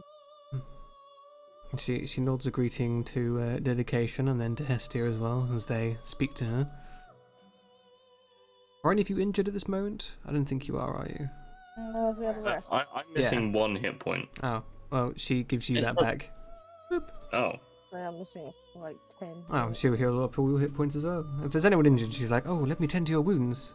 You're injured, oh no. I'd like to have a quick little secret look at my hands. How are they looking? Ooh, you can't tell if you're feeling a little flushed. There's a little bit of colour there, but only a little bit. Oh, that's a good start. Yeah. Is everything okay? Yes, I'm fine. Don't worry about it. I was counting crows. Crows? He was an entire in band. Theodane, the little wrinkles in the palm of your hand, we call them crows. I was counting how many I have. Xander raises an eyebrow. Says nothing. I thought that was the wrinkles that came by your eyes were crow's feet. Oh yes, that's crow's feet, but these are the actual crows. Like, you know how they can sometimes conjoin to make like a triangle shape? That's the beak of the crow. Ah, I see. Yes. Anyway, yes. Hello, tree lady. Thank you for healing. Yes. It is my pleasure. Now, let us be off. It is dangerous here, no? And with that, unless there is anything you wish to ask of Faith or do before we end the session, we'll be ending it there. Early? I mean, not so early, only half an hour. It was a good session. We fought Big Mush Boy. Oh, were you trying to say something? Okay. No. You absolute fools. Okay. I would still have a question for Faith. Of course. You mentioned you know things from the past. She nods. Lately, we've been seeing a black hound. He seems to be a herald. Yes. But nobody knows if he came from the sphere or was here all along. Do you happen to know more about him? Yes, he was locked away along with many other entities by the gods many, many, many years ago. Millennia even. Not really because he was a menace, but simply because he was a bit too accurate in his predictions. whenever he would appear, misfortune would surely strike, and the gods felt that such certainty in the chaos of existence was to be deemed unnecessary. He accepted his role with great aplomb, given that most of the things that he warned people about were being locked away with him. Thank you for telling me. You're most welcome.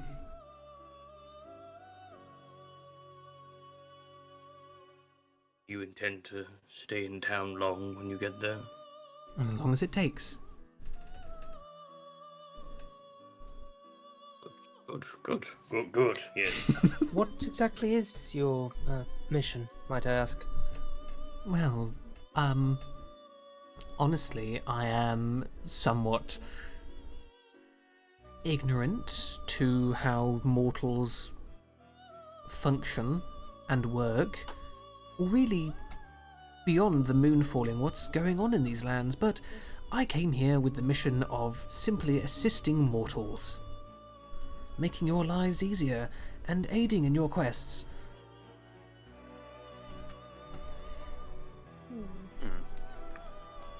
Well, I'm expecting some kind of catch here. What do you want in return? What do I wish? Everyone wants something. Well, she sort of strokes her chin for a moment. I think all of your happy smiles would be more than enough for me. It might be an idea to send her towards Chandril, if she's so dedicated to helping people. She claps her hands together with excitement. Oh yes, I would love to meet Chandril. I've been sending her visions too. She's very virtuous. Yes, I was about to say that she had the visions of seeing you as well, so it makes the sense that we take you to her. Indeed. Her kind of mortal is my favourite. Yeah. Okie dokie then.